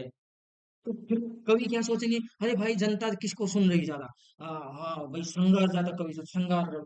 लेकिन जब भगत सिंह के समय अगर कोई ऐसी श्रृंगारी कविताएं करता तो कैसा उनका हाल होता, अरे तुम हमारा देश गुलामी में जकड़ा हुआ है, तुम श्रृंगार से युक्त कविताएं सुना रहे हो। तो समय की प्रवृत्तियों के हिसाब से साहित्य में स्वरूप को समझना भी जरूरी है, और उसको सम्यक दृष्टि से जो क्या क्या धारा है उसको समझना पड़ता है, तभी सही मायने में उसकी स्टडी करके हम एक अच्छा हिंदी इतिहास लिख पाएंगे। ये रामचंद्र शुक्ल की बातें मेरे, आपने आपसे एक शब्द भी इसमें ऐड ऑन नहीं किया है। ये एक एक चीज, अब उसको पढ़ोगे तो बोरिंग लगेगा, या कितना आसान लग रहा है। ठीक है, आप पुस्तक से भी पढ़ लीजिए, आपकी अपनी इच्छा है, लेकिन जहां याद हो वहां से पढ़िए, मेरी शुभकामनाएं के साथ है। भिन्न भिन्न शाखाओं के हजारों कवियों को केवल, देखो ये तो मैं 5 बार नेट जेआरएफ निकाला हूँ, ये बहुत सारी परीक्षा दे चुका हूँ, किसी में असफल भी हुआ हूँ, तो लेकिन कम से कम परीक्षाएं तो दी है ना, बहुत सारी परीक्षाएं दी है, तो मेरे दिमाग में एक एक चीज घुसी हुई है कि ये सवाल कहीं ना कहीं पूछा गया है। तो जैसे कंप्यूटर में रैम फिट हो जाती है, वैसे मेरे अंदर भी एक रैम फिट हो गई है कि ये सवाल तो पूछा गया है। तो इसमें पूछा गया है भिन्न भिन्न शाखाओं के हजार कवियों को केवल, ये केवल है, केवल मत समझना टीवी वाली, ये केवल है, इसको ठीक कर लेंगे बाद में हम, केवल कालक्रम गुत्थी से उपयुक्त वर्णमालाएं साहित्यिक इतिहास के अध्याय में कहा एक सहायता पहुंचा सकती है, और सारे रचनाकार को केवल, ये देखो, सारे रचनाकार को केवल आदिकाल के रूप में आदि बोलकर, मध्यकाल बोलकर, पूर्व काल बोलकर, उत्तर काल बोलकर खंडों में बांट देना, और आंख मूंद कर बांट देना, और यह भी न देखना कि खंड के भीतर क्या आता है, क्या नहीं आता है, किसी भी विवृत संग्रह को इतिहास नहीं मान सकता। ये यानी कि इस समय जो गलती कर चुके हैं या आप भी गलती करेंगे, उन सबको ये क्या है, चेतावनी है, किसकी, रामचंद्र शुक्ल की। आप कहो कि मैं तो हिंदी साहित्य के इतिहास का एक गाइड बुक लिखूंगा, तो ऐसे मत बांटना भाई, मध्य पूर्व आपको फिर रामचंद्र शुक्ल से सामना करना पड़ेगा। उनकी आत्मा आएगी और आपसे सवाल पूछेगी। पुण्य आत्मा आएगी, उनकी आत्मा नहीं, वो पुण्य आत्मा हमारे लिए। ठीक है। काल विवाह के भीतर किसी विशेष ढंग की रचनाओं की प्रचुरता पड़ी। अब ये कह रहा है कि बंदे भाई तुम लोगों ने ये कर दिया, लेकिन मैं ऐसा नहीं करूंगा, मैंने क्या किया है। पहली बात बोलते हैं कि ये इसकी उनकी पहली बात है, वो बोलते हैं मेरी पहली बात सुनो। पहली बात तो ये है कि जिस काल कर्म जिस काल विभाग के भीतर किसी विशेष ढंग की रचनाओं की प्रचुरता दिखाई पड़ी, ठीक है भाई, वह अलग काल माना गया उनके द्वारा। ठीक है, इसलिए उन्होंने वीर गाथात्मक ज्यादा रचनाएं दिखी, तो उन्होंने वीर गाथा काल कहा। उसका नामकरण उन्हीं रचनाओं के स्वरूप के आधार पर किया। बिल्कुल ठीक है दादू, हम आपके साथ हैं इस बात में। तो फिर क्या कहा दादू ने, इस प्रकार काल का एक निर्दिष्ट सामान्य लक्षण बनाया गया। किसी ढंग किसी एक ढंग की रचना पर प्रचुरता से हम अभिप्राय यह है, क्या है दादू बताओ, कि दूसरे ढंग की रचनाओं में से चाहे किसी एक ढंग की रचना को लो, वह परिमाणों को प्रथम को बराबर नहीं है। यानी कि भाई साहब, दादू कह रहे हैं, मेरे दादाजी, आप सबके दादाजी कह रहे हैं कि हिंदी साहित्य के दादाजी कह रहे हैं कि भाई देखो, मान लीजिए 10 रचनाएं वीरकात्मक है, लेकिन उसमें 3 रचनाएं कहीं श्रृंगार की मिल गई, 2 रचनाएं कहीं किसी करुणा रस मिल गई, एक रचना कहीं मिल गई, ये दो दो मिल गए। अगर मान लीजिए 10 हो भी जाए तो कोई दिक्कत नहीं है भाई, लेकिन एक प्रचुर मात्रा में 10 अगर मिल रही है एक स्थान पर, तो मैं तो वही मानूंगा। फिर उन्होंने एक उदाहरण भी दिया भाई, कहा कि 10 रचनाएं कहीं मिली, लेकिन एक 5 मिल गई, 6 मिल गई, 7 मिल गई, उसको मैं कर्म से इसको नहीं मानूंगा, तो इसलिए इनको अड़े रहे। ये पहली बात है, ये कर दी वीर काल रखने के पीछे ये प्रमाण दे दिया। अब इनकी पहली बात तो सुन ली दादू, दादू अगली बात बताओ ना। अगली बात लो, इसको समझ में गया, आ गए, अगली बात पूछ रहे हैं मुझसे, हाँ आ गया। चलते हैं, चलो बाद में पूछ भी लूंगा आपसे, पूछ लीजिए। दूसरी बात क्या कहते हैं, ग्रंथों की प्रसिद्धि। भाई ये कहते हैं कि मैं ग्रंथों की प्रसिद्धि, कौन सा पॉपुलैरिटी उसमें ली थी, वो मैंने ले ली। अच्छा भैया, अच्छा दादू, अब पॉपुलैरिटी क्या, पॉपुलैरिटी तो पैसे से भी बनाई जा सकती है, किसी का लिंक ज्यादा हो तो आज अच्छे सवाल पूछा जा सकता है। ठीक है, आगे इनकी आलोचना भी इसी आधार पे होगी। ठीक है, किसी काल के भीतर जिस एक ढंग के बहुत से अधिक ग्रंथ प्रसिद्ध चले आते हैं, ठीक है, उस ढंग की रचना उस काल के लक्षण के अंतर्गत मान ली जाएगी। ठीक है, लक्षण क्या होता है, लक्षण का मतलब ये सिम्टम्स, जिसके अंदर जैसे सिम्टम्स दिखेंगे। अब ये लक्षण सब जब हम समझते, जब भी हमें लगता था किसी के अंदर क्या गुण है, आप कहते हैं कि इसके अंदर ये बीमारी दिख रही है, क्या लक्षण दिख रहे हैं, तो उसने उसने लक्षण दिखा भाई, ये कुछ खास एक परिपाटी को लिख के ये चीजें लिखी जाए, इसमें कुछ अलग ही रस लेके लिखा जा रहा है, तो उसको उसको अलग एक धारणा पे, धरने पे रख के उन्होंने उनको गिन लिया। चाहे वो फिर कह रहे हैं भाई ये तो किया, अब वो कह रहे हैं कि मैं इस बात से हटूंगा हटूंगा नहीं, कह रहे हैं चाहे दूसरे ढंग की अप्रसिद्ध और साधारण कोटि की बहुत सी पुस्तकें मिल जाए।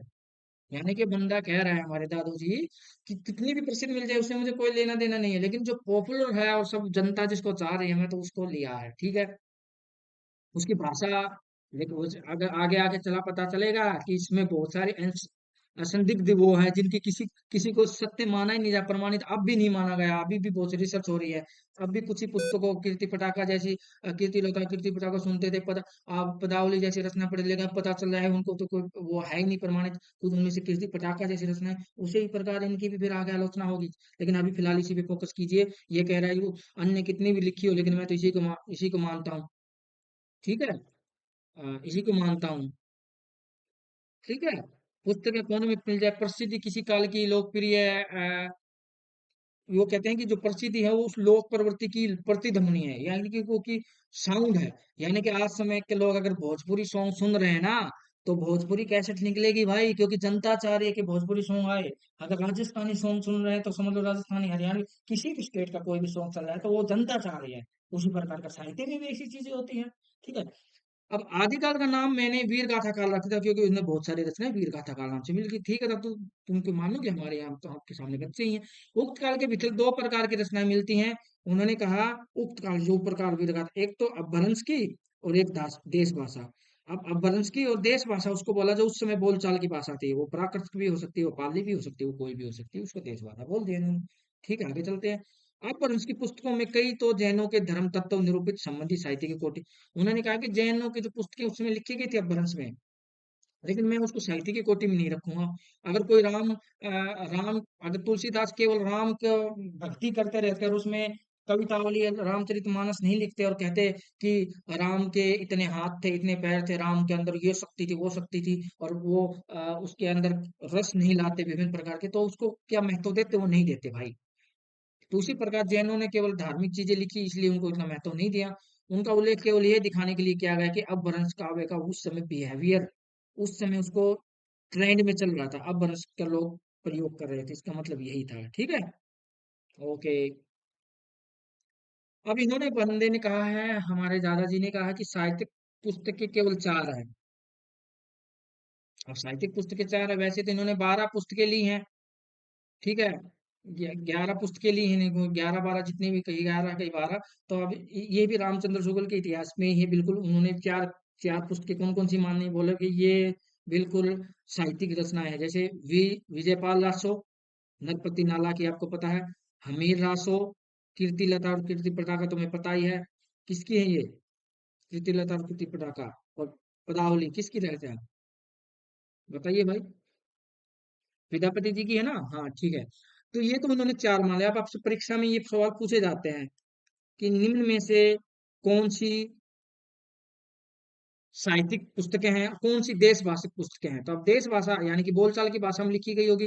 वो बोलचाल की भाषा कौन सी रही होगी उस समय, अवधी या पाली प्राकृतिक संथाल भाषा, ये जो प्रयोग करते थे, देखो उसमें कौन कौन सी, खुमान रासो, ठीक है, बीसल देव रासो, नरपति नाला, इसको देखो निमोनिक से याद है कैसे करो, बीसल बजाता है। ठीक है, इसको हम आपको निमोनिक से बाद में आपको याद करवा देंगे, इसकी चिंता मत कीजिए। अभी अभी इस पे चलेंगे तो हमारा कंटेंट छूट जाएगा।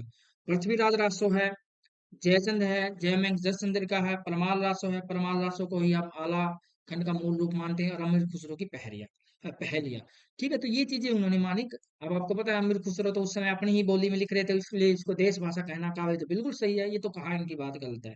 लेकिन अब उनको गलत इस बात पे आ गया, ठहराएंगे हजार प्रसाद द्विवेदी कि इन्होंने केवल इन चार पुस्तकों के हिसाब पे इसका वीर गाथा काल नाम रख दिया, और इनमें कुछ चीजें केवल इसीलिए कि वो धार्मिक ग्रंथ है, इसी के आधार पर आपको उनको नेगलेक्ट कर दोगे क्या? नहीं, फिर इनका आगे विरोध करेंगे, इनके ही विद्यार्थी आएंगे। फिर आगे इनमें से अंतिम दो, अब अंतिम दो के पीछे क्या है भाई, अंतिम दो देखो कौन सी है भाई, परमाल रासो और अंतिम दो, और खुसरो की पहलिया। अच्छा, परमाल रासो और खुसरो की पहलिया को छोड़कर, और एक बिसल देव रासो को छोड़कर शेष सभी ग्रंथ वीर गाथात्मक है। यानी कि ये चीज आपको पता चल गया कि परमाल रासो और ये अमीर खुसरो और बिसल रासो, ये इनमें इनमें वो चीजें नहीं है, वीरता पूर्वक चीजें। ठीक है, इसलिए आदिकाल का नाम वीर गाथ काल ही रखा जा सकता है। जिस सामाजिक या राजनीतिक परिस्थिति की प्रेरणा से वीर गाथाओं की प्रवृत्ति रही, उसका सम्यक निरूपण पुस्तक में कर दिया गया है। अब इन्होंने कुछ कहा कि भाई मैंने, इन्होंने मिश्र बंधुओं का बहुत से कहा था ना कि मैंने मिश्र बंधुओं से बहुत चीजें प्राप्त की है। तो उन्होंने कहा कि मिश्र बंधु में आदिकाल की बेहतरीन पुस्तकों की नामावली दी गई है। तो मिश्र बंधुओं ने ना कि भगवत गीता को लिया, वृद्ध नवकार को लिया, वर्तमान को लिया, सम्मत काल को पतला को लिया, अनन्य योग याद कर लो, इसको अनन्य योग था उस समय, रेवंत गिरी आशा को याद कर लीजिए, नेमिनाथ चरवो को इनको याद कर लीजिए। ये कोई याद करने का नहीं, इस चीज को आप बस अपने दिमाग में होगी, ऐसी ऐसी बातें मिश्र बंधुओं ने किताबें लिखी है।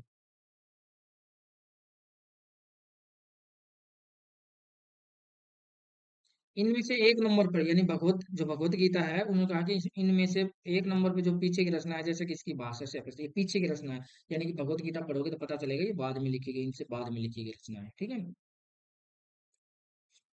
अब रही शेष 9 पुस्तकें। 2 नंबर की,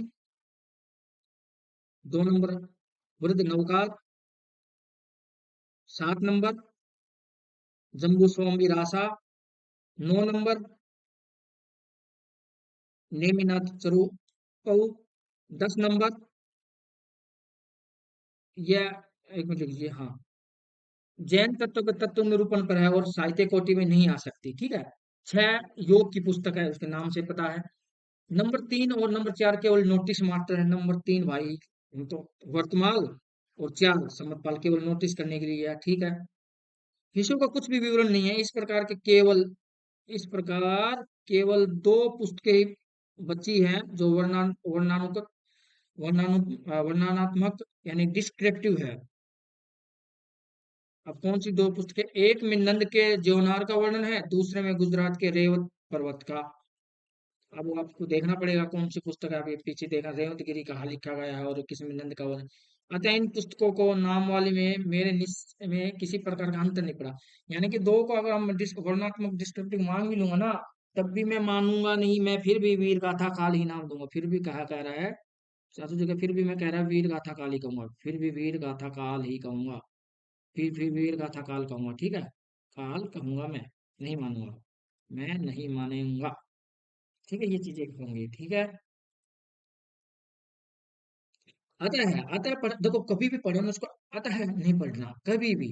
कभी भी आपको एक पढ़ने का तरीका बताता हूँ, वैसे आप सबको पता भी होगा, लेकिन कुछ नहीं, कभी भी अतः को अतः मतलब इसलिए इसको याद कीजिए।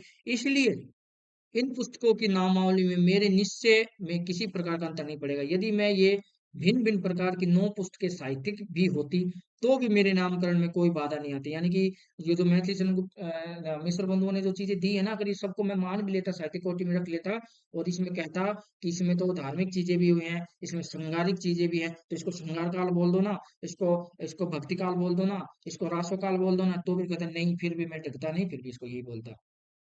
अब ये देखो, ये परीक्षा में सवाल पूछा गया है।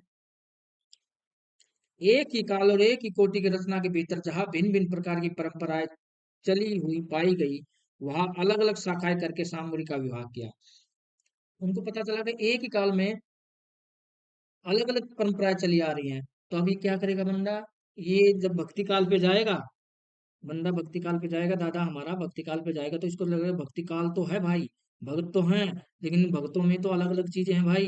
कोई कोई निर्गुण की बात कर रहा है, कोई सगुण की बात कर रहा है, कोई निर्गुण कोई सगुण की बात कर रहा है, तो फिर ये बंदा क्या करेगा? निर्गुण का व्यवहार और सगुण का व्यवहार ज्ञानाश्री शाखा प्रेमाश्री शाखा में बांट देगा ना। तो इसलिए बांटेगा कि उसमें पता चला कि नई नई परंपरा वाले ये खाका तैयार हो रहा है, ये पराकथन इसको ध्यान से इसलिए पढ़ा रहा हूँ, वरना मैं भी पढ़ सकता था, सीधा आदि काल पे पहुंच जाता, विदेवादी चीजें पढ़ा था। फिर इसको जैसे भक्ति काल के भीतर दो धाराएं काव्य धाराएं, एक तो निर्गुण काव्य धारा, एक सगुण काव्य धारा निर्दिष्ट होगी, और फिर प्रत्येक धारा की दो दो फिर और भी धाराएं उसमें और बढ़ जाएंगी। निर्गुण धारा में ज्ञानाश्री शाखा आ जाएगी, प्रेमाश्री शाखा आ जाएगी। फिर सगुण धारा में भी दो होगी, तो राम भक्ति शाखा और कृष्ण भक्ति शाखा। इन धाराओं को शाखा की प्रतिष्ठा मनमाने ढंग से नहीं की गई है, उनके एक दूसरे के करने की विशेषता अच्छी तरह दिखाई गई है।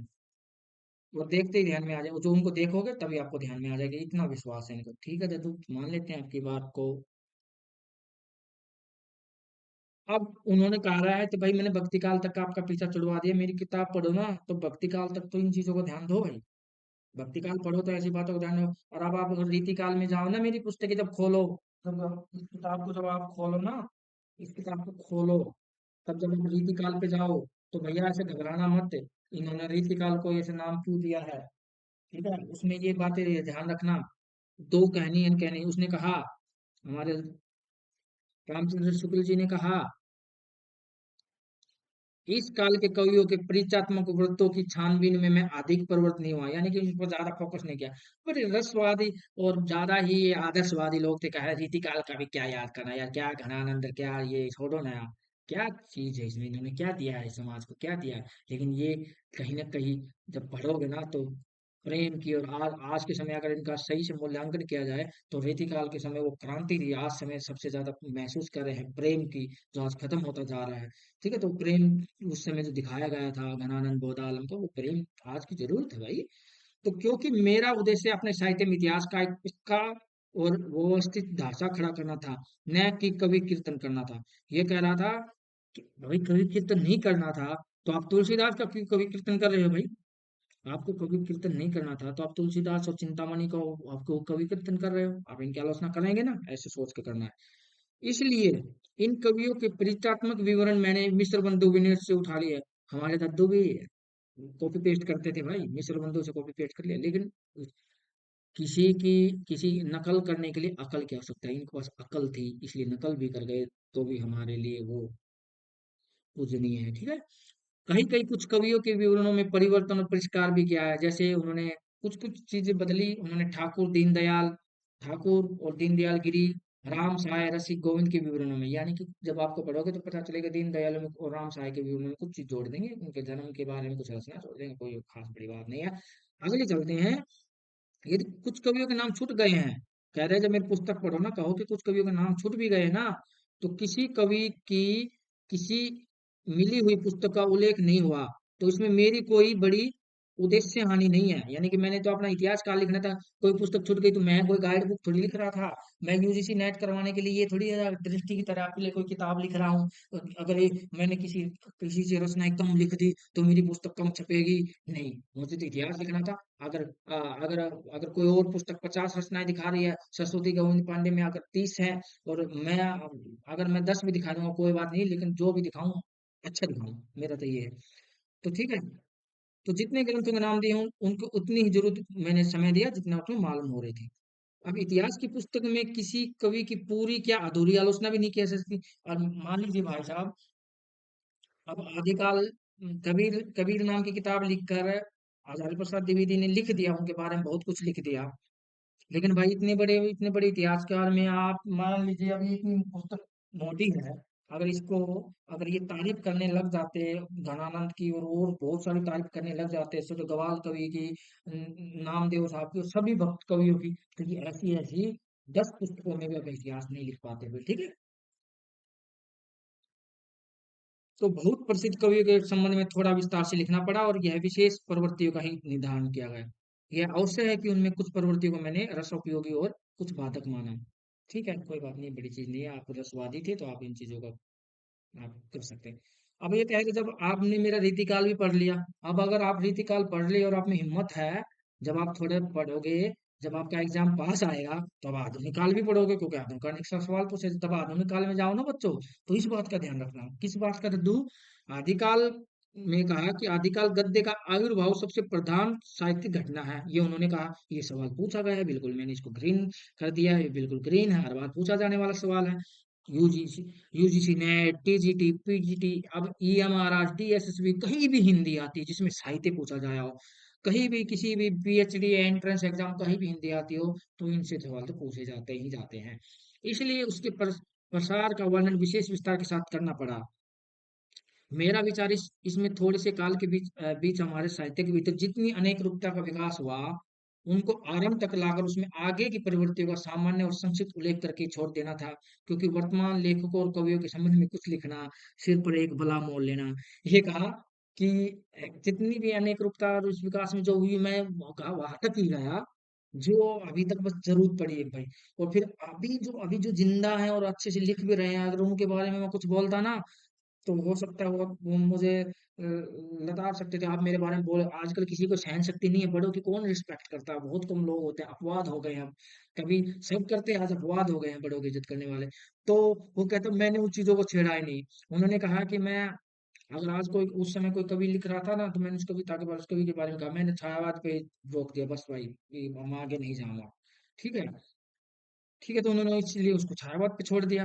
अब आगे कहते हैं, कहने की आवश्यकता नहीं कि हिंदी साहित्य का इतिहास हिंदी शब्द सागर की भूमिका के रूप में, जो हिंदी शब्द सागर की भूमिका जो लिखी है ना, हिंदी शब्द जो नागरिक पंचाली सभा में जो हिंदी साहित्य का इतिहास लिखा जा रहा था, जिसका नाम दिया गया था हिंदी शब्द सागर की भूमिका, उसी का नाम रख के कि इन्होंने हिंदी साहित्य का विकास नाम से 1929 के जनवरी में निकल चुका था। तो इस अलग पुरस्कार का संस्करण आगे की बात बढ़ाई, फिर इसका नाम तुम्हें पता ही है। इसका नाम फिर हमने आगे हिंदी साहित्य के इतिहास नाम से हमारे सामने आ जाएगा। पहले इसका नाम 1929 में हिंदी साहित्य का विकास लिखा गया था, फिर बाद में हिंदी साहित्य के इतिहास लिखा गया। ठीक है। तो पूछा जाता कि हिंदी शब्द सागर की भूमिका के रूप में जो आया था, उसका पहला नाम क्या था, तो उसका नाम था हिंदी साहित्य का विकास। चलो आगे बढ़ते हैं भाई। फिर इन्होंने कहा कि जो मिस्र, अब ये भी पूछा जाता है कि मिस्र बंधु के प्रकांड कवि वृत्त संग्रह, बड़ा बड़ा वृक्ष संग्रह भी इन्होंने बोला है, बड़ा भारी।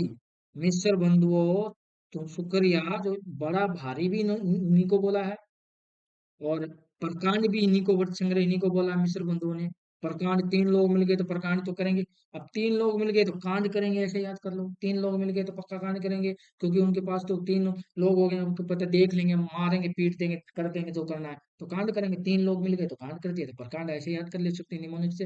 रीतिकाल के कवि का परिचय लिखने में मैंने प्राय उक्त ग्रंथ से ही विवरण लिए हैं।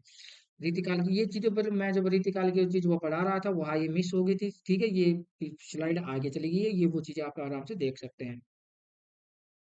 अब थोड़ी सी बातें, वो जब उनमें कुछ कमियां रह जाएंगी, वो आदिकाल के बारे में कुछ चीजें नहीं जोड़ पाएंगे, तो वो फिर अपनी बात को स्पष्ट करने के लिए एक संशोधित परिवर्धित एक संस्करण निकालेंगे, उसके संबंध में भी दो बातें करेंगे, ठीक है। 129 के बाद जब वो संस्करण आगे निकालेंगे, तब भी वो कुछ कहेंगे। क्या कहेंगे भाई? आदिकाल के भीतर, आप कुछ चीजें चेंज करेंगे। आदिकाल के भीतर वज्रयानी सिद्धो, वज्रयानी सिद्धो, ठीक है, वज्रयानी सिद्धो और नाथपंथ योगियों की परंपराओं का कुछ विस्तार के साथ वर्णन ये दिखाने के लिए करना पड़ा। यानी कि भाई, मान लीजिए वज्रयानी और नाथपंथी योगी में हिंदी में योगदान इतना ना दिया हो, इतना कुछ ना लिख के गए हो, लेकिन ये इसलिए दिखाना पड़ गया कि इन्होंने कहीं ना कहीं प्रभावित किया है निर्गुणवादियों को। किसको सबसे ज्यादा? कबीर द्वारा प्रवर्तित निर्गुण सन्मत के प्रचार को समझने के लिए, उसको रास्ता तैयार किया, इसलिए समझने के लिए इसको लाना पड़ा, ठीक है। दूसरा उद्देश्य यह था कि यह स्पष्ट करने के लिए कि सिद्धों और योगियों की रचनाएं साहित्य कोटि में नहीं आती, ये बताने के लिए भी। अब ये कथन ही है अपने आप में कि सिद्धों और योगियों की रचनाएं साहित्य कोटि में नहीं आती, और योग धारा काव्य साहित्य की कोई नई धारा, तो ये मतलब इसको छोड़िए, यहाँ तक इसको छोड़िए, पहले नहीं आती यहाँ तक छोड़िए। तो ये कथन बिल्कुल पूछा गया है कि सिद्ध हो गए। ये ये बोलने वाले कौन है, किसी को बताना मत, ये रामचंद्र शुक्ल है। रामचंद्र शुक्ल हमारे दादा है।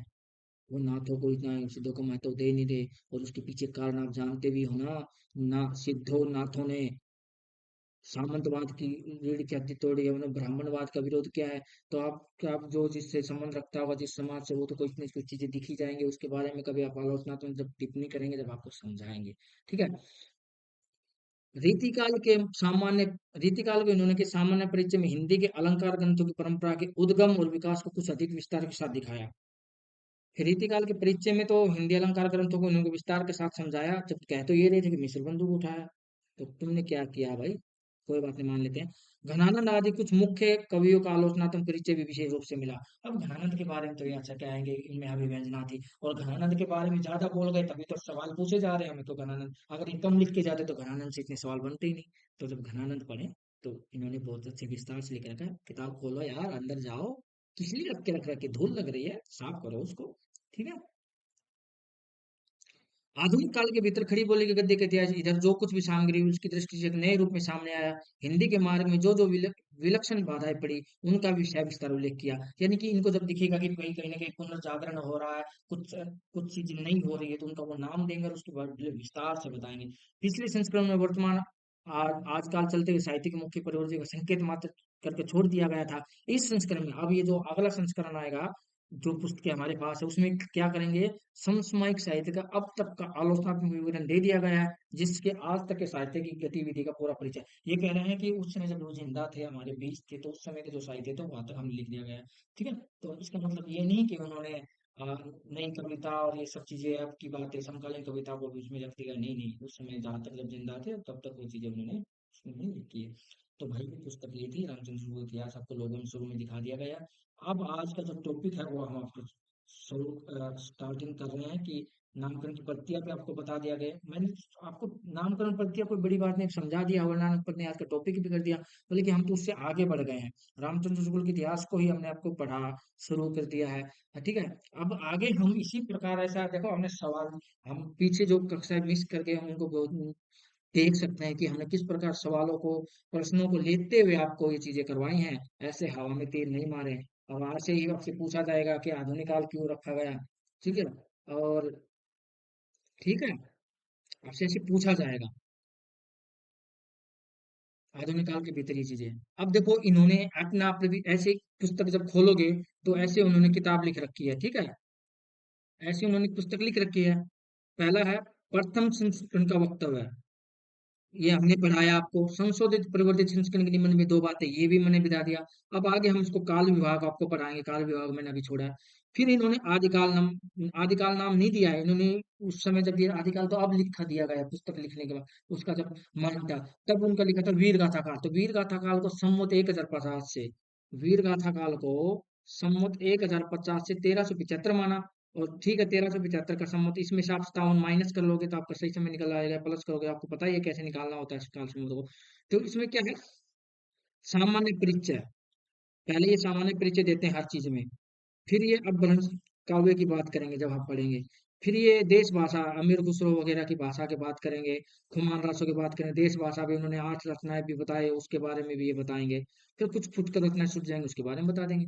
फिर ये भक्ति काल को भक्ति काल के पूर्व मध्य काल भी कह सकते हैं, भक्ति काल भी उन्होंने ही कहा, भक्ति काल ही कहा, कोई बड़ी बात नहीं है। 1375 से लेकर संवत 1700 तक का समय माना गया है। इसमें सामान्य परिचय तो हर जगह देंगे वो सामान्य परिचय। फिर वो उन्होंने खुद ही बोला था कि जब मुझे लगा कि अलग अलग धाराओं में दो तरह की धाराएं बढ़ रही है, तो फिर ये निर्गुण धारा को बांटेंगे, ज्ञानाश्री शाखा को पहले लेंगे। ज्ञानाश्री शाखा में आपको पता ही है कौन कौन आएंगे, ठीक है। मुल्ला दाऊद जैसे लोग आएंगे, चंदान जिन्होंने रचना लिखा है, ऐसी चीजें बहुत सारे लोग आएंगे। फिर प्रेम मार्ग की शाखा में आपको जायसी जैसे लोगों को पढ़ेंगे। फिर राम भक्ति में आ जाएंगे, तुलसीदास, भावादास, इन सबको पढ़ेंगे आप, ठीक है। फिर उसमें भक्ति काव्य में पढ़ेंगे आपको, फिर सूरदास इन सबको पढ़ेंगे आप। फिर भक्ति काल में और चीजें फुटकर रचना इन्होंने ऐसे लिखेंगे, ठीक है। फिर ये रीतिकाल को 1700 लेकर 1900 का समय लेंगे। और सामान्य परिचय हर जगह दिखा रहे हैं। तो रीति ग्रंथकार कवियों का जिक्र करेंगे, और रीतिकाल के थोड़े बहुत कवि जो मुख्य मुख्य रूप से बाद में जो बच जाएंगे उनको हम अन्य कवि नाम से इसको कर देंगे, ठीक है। फिर ये आधुनिक काल में चले जाएंगे, संवत 1050 से 1980, ठीक है। तो फिर ये कहेंगे कि उन्होंने कहा कि गद्य की सबसे बड़ी घटना है, इसलिए उन्होंने गद्य को विकास को पहला महत्व दे दिया। फिर गद्य काल का आविर्भाव उन्होंने सबसे पहले घटना इसको लिया। फिर आधुनिक गद्य साहित्य की परंपरा का ये उत्थानों में बांटते हैं। तो प्रथम उत्थान को ये लिखते हैं 1925 से, संवत 1925 से लेकर 1950 को हम प्रथम उत्थान बोलेंगे। और फिर प्रथम आधुनिक गद्य साहित्य का प्रथम उत्थान बोलेंगे। लेकिन फिर गद्य साहित्य परंपरा को भी प्रथम उत्थान बोलेंगे। इन गद्य साहित्य का प्रचार का द्वितीय उत्थान 1950 से, पहला उत्थान 1925 से 50, फिर 50 से 75 दूसरा, तृतीय उत्थान 75 से अब तक का, ठीक है, 75 से अब तक का। फिर काव्य खंड को बांट देंगे भाई, ये अलग है, ये यहाँ तक की साहित्यिक रचना है गद्य के रूप में अलग है। काव्य को अलग बांटेंगे, काव्य को खंड को अलग बांटेंगे। काव्य खंड को ये लेंगे 1900, संवत 1900 से लेंगे, या कि नहीं द्विवेदी जी के समय तक के लेंगे 1925। फिर ये काव्य खंड को 1925 से 1950 तक के लेंगे। फिर कुछ समकालीन कवियों को ले लेंगे 1975 तक के, और फिर 1975 तक इनका कालखंड रह जाएगा। आज के कवियों को ये नहीं ले पा रहे हैं, यही इसकी अभी इसमें कमी है। इसलिए हमें बच्चन सिंह के इतिहास को और आने वाले इतिहास को पढ़ना पड़ रहा है, क्योंकि ये तो यहाँ तक ही समाप्त हो गए। काल विभाग हमने नहीं बताया था, तो ये पहली लाइन बार बार परीक्षा में पूछी जाती है। प्रत्येक देश का साहित्य वहाँ की जनता की चित्तवृत्ति का संचित प्रतिबिंब होता है। तब ये निश्चित है कि जनता की चित्तवृत्ति का परिवर्तन के चित्तवृत्ति के परिवर्तन के साथ साथ साहित्य के स्वरूप में भी परिवर्तन होता चला जाता है। ये पंक्तियां बिल्कुल हर बार परीक्षा में पूछी जाए, पूरी अ, हर कोई परीक्षा देगा तो इसको कहीं ना कहीं पूछ ही लेते हैं। आदि से अंत तक, अभी कह रहे हैं आदि से अंत तक इन्हीं चित्तवृत्तियों की परंपरा को परखते हुए साहित्य परंपरा के साथ उनका सामंजस्य दिखाना ही साहित्य का इतिहास है। अब इन्होंने परिभाषा दे दी भाई, इन्होंने कहा, दादाजी ने परिभाषा दे दी, हिंदी साहित्य के इतिहास की परिभाषा दे दी इनडायरेक्टली। कैसे? उन्होंने कहा कि जनता की जो चित्तवृत्तियों का प्रतिबिंब जो बनना है, इमेज उनके दिमाग में बन गई ना, और उनकी जो चित्तवृत्ति है, उनके जो चित्त में जो चीजें चल रही हैं, वो जो चाहते हैं उनके अंदर अब क्या चाह रहे हैं, आने वाले समय में अब उनकी क्या चाहत हो गई। आज तो वो महंगाई के बारे में बोल रहे हैं, कल उनको महंगाई अच्छी लगने लग जाए तो उसी प्रकार की रचनाएं बनेंगी वो भी। आज आज उनके अंदर जोश आ रहा है, मार लो पीट लो वीरता आ रही है, कल वो रस में डूब जाएंगे, प्रेम में सौंदर्य में डूब जाएंगे। ये चीजें उनके प्रवृत्ति में परिवर्तन आएगा, और परिवर्तन आएगा तो इन चीजों को बड़ा विश्लेषित किया जाएगा, और उसको विश्लेषण करके मैं एक इतिहास लिखूंगा, और इसी इतिहास लिखूंगा और उसमें रस भी होगा, सभी संचारी रस होंगे, सभी भाव रस होंगे। तभी इसको, अगर खाली मैं डेट लिख दूंगा, काल लिख दूंगा तो वो इतिहास हो जाएगा, लेकिन सबको मैं सब रसों को, छंदों को और चीजों को शामिल करूंगा तो ऐसा इतिहास हो जाएगा, ठीक है। इसमें जनता की चित्तवृत्ति बहुत कुछ, राजनीतिक चित्तवृत्ति कैसी, पॉलिटिकल अप्रोच कैसी है उनकी, सोशल अप्रोच कैसी है, सांप्रदायिकता को लेकर धर्म के पीछे सोच कैसे ये सब चीजों में परिवर्तन होना है इसे। और उन्होंने कहा है जो जितना भी इतिहास है हिंदी साहित्य के इतिहास को इनको चार काल विभाजन में विभक्त कर दिया है। आपको अभी बताया था, ठीक है। अब इन्होंने चार काव्य भागों में बांट दिया। उनका जो था वीर गाथा काल नाम से 1050 से 1375, सम्वत 1050 से 1375 को उन्होंने वीर गाथा काल बोल दिया। और सम्वत 1375 से लेकर 1700 के समय को भक्ति काल बोल दिया। 1700 से लेकर 1900 के समय को उनको रीति काल बोल दिया। और 1900 से लेकर 1984 तक के समय को उन्होंने गद्य काल बोल दिया। ठीक है, आया समझ में आता। चलिए बढ़ते हैं आगे।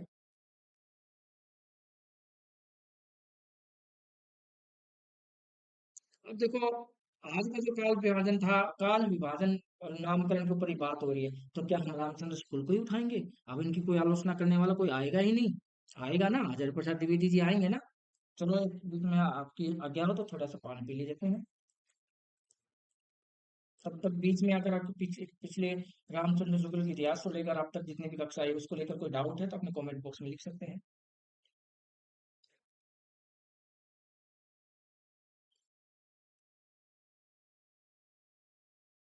मैं आपके कमेंट पढ़ लेता हूँ। चलिए, सब सही चल रहा है। ऑडियो वीडियो विजुअल हो रही है ना, आप बता सकते हैं आपको।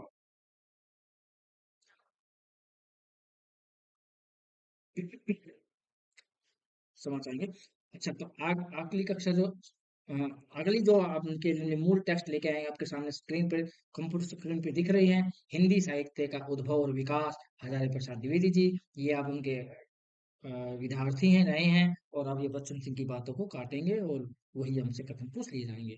तो कि इन्होंने क्या है, इन्होंने जैसे पहले इनकी विषय वस्तु पढ़ लेते हैं। इन्होंने क्या कहा है, ये और भी आगे चले जाएंगे। ये कहेंगे पहले भाई तुम इतिहास तो पढ़ने लगे, पहले आप हिंदी का अर्थ तो जानो कि हिंदी होती क्या है। ठीक है, हिंदी का अर्थ समझो। और हिंदी में अपभ्रंश साहित्य का क्या योगदान है।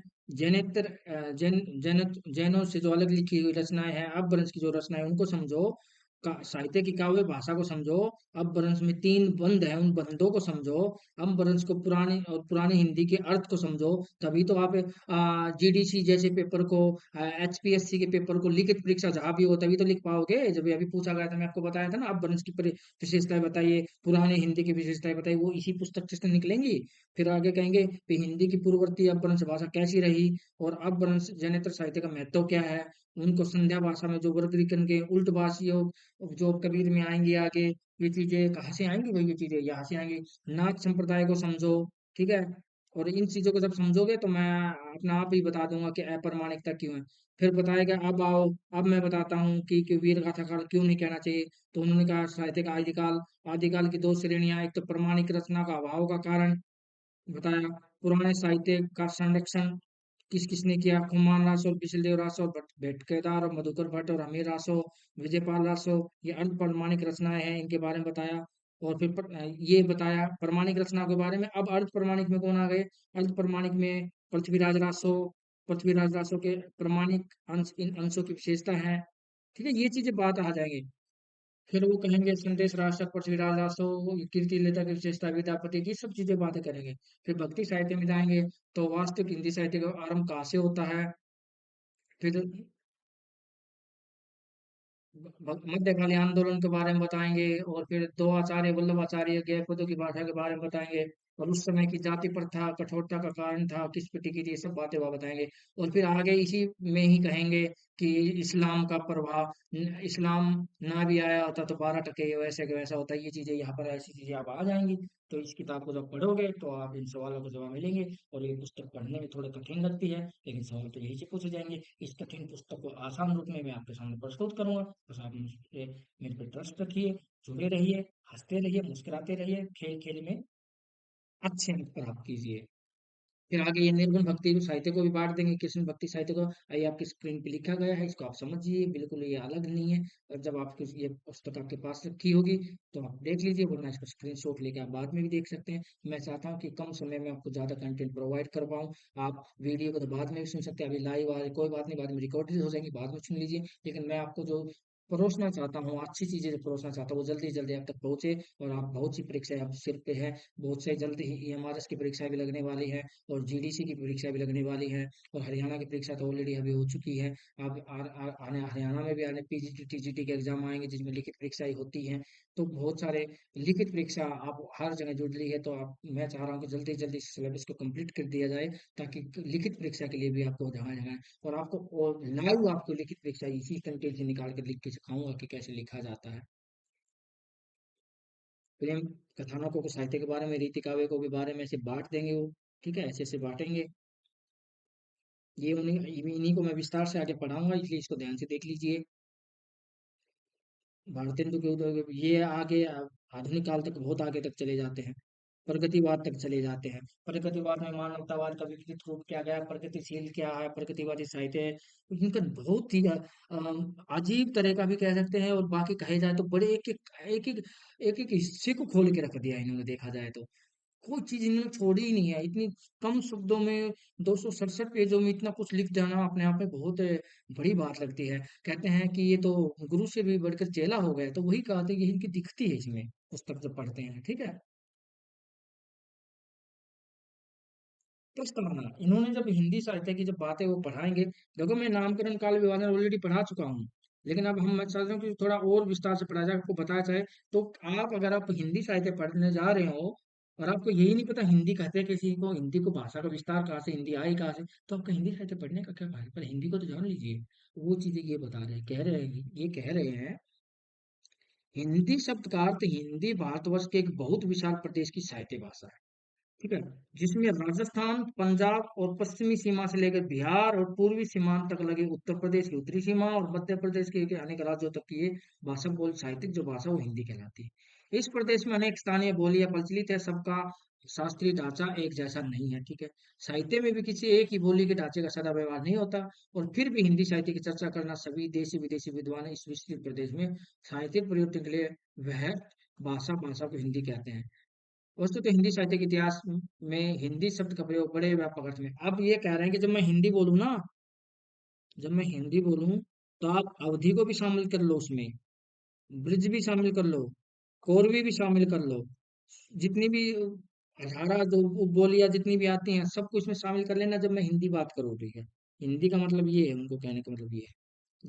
जब आगे अब हिंदी शब्द प्रयोग करें, हिंदी शब्द प्रयोग करें, को हिंदी का विशाल भूख आज भी हिंदी भाषा क्षेत्र कार्य है, उसका कोई एक नाम खोजना कठिन है। उनका एक नाम खोजना कठिन है, परंतु इसके मुख्य भाग को पुराने जमाने में मध्य देश कहा जाता था। यानी क्या कहते हैं, जहाँ विशेषकर हिंदी बोली जाती थी ना, उसको मध्य देश बोला जाता। अब आज भी मध्य देश में ही बातें होती हैं। इधर मध्य में, सेंटर के बीच में मध्य प्रदेश है, मध्य की इर्द गिर्द यूपी है, और इधर प्रदेश के उत्तराखंड भी है। ठीक है, बिहार भी इसी के आसपास है, तो ये मध्य प्रदेश हो ही गया, इसमें कोई शक है नहीं, आज भी वही पे बोली जा रही है। यद्यपि वर्तमान भारतवर्ष के रूप को देखते हुए इस विस्तीर्ण भूभाग को मध्य देश कहना कठिन नहीं मालूम होता। तो यह शब्द प्राचीन काल से अधिक प्रचलित है। इसलिए इस पुस्तक में हम हिंदी भाषा भाषी क्षेत्र भारी भरकम शब्द को प्रयोग ना करके मध्य। अब ये कह रहे भाई, जब मेरी पुस्तक पढ़ो ना, जब मेरी इस पुस्तक को पढ़ो या कोई तुमको पढ़ाए, तो बार बार उसको दिक्कत ना हो हिंदी भाषी भाषी बोलने में, तो मध्य देश बोल दे। मध्य देश बोल देंगे, हम समझ जाएंगे ये पूरे बिहार, उत्तर प्रदेश, उत्तराखंड, हरियाणा, राजस्थान सब भाषाओं की बात कर रहा, गुजरात सब की भाषाओं की बात कर रहा है। ठीक है, दीर्घ काल में हिंदी साहित्य के इतिहास लेखन में अपभ्रंश भाषा के साहित्य को भी हिंदी साहित्य के पूर्व रूप के रूप में ग्रहण करते आए हैं। ठीक है, यहाँ तक समझ में आ रहा है।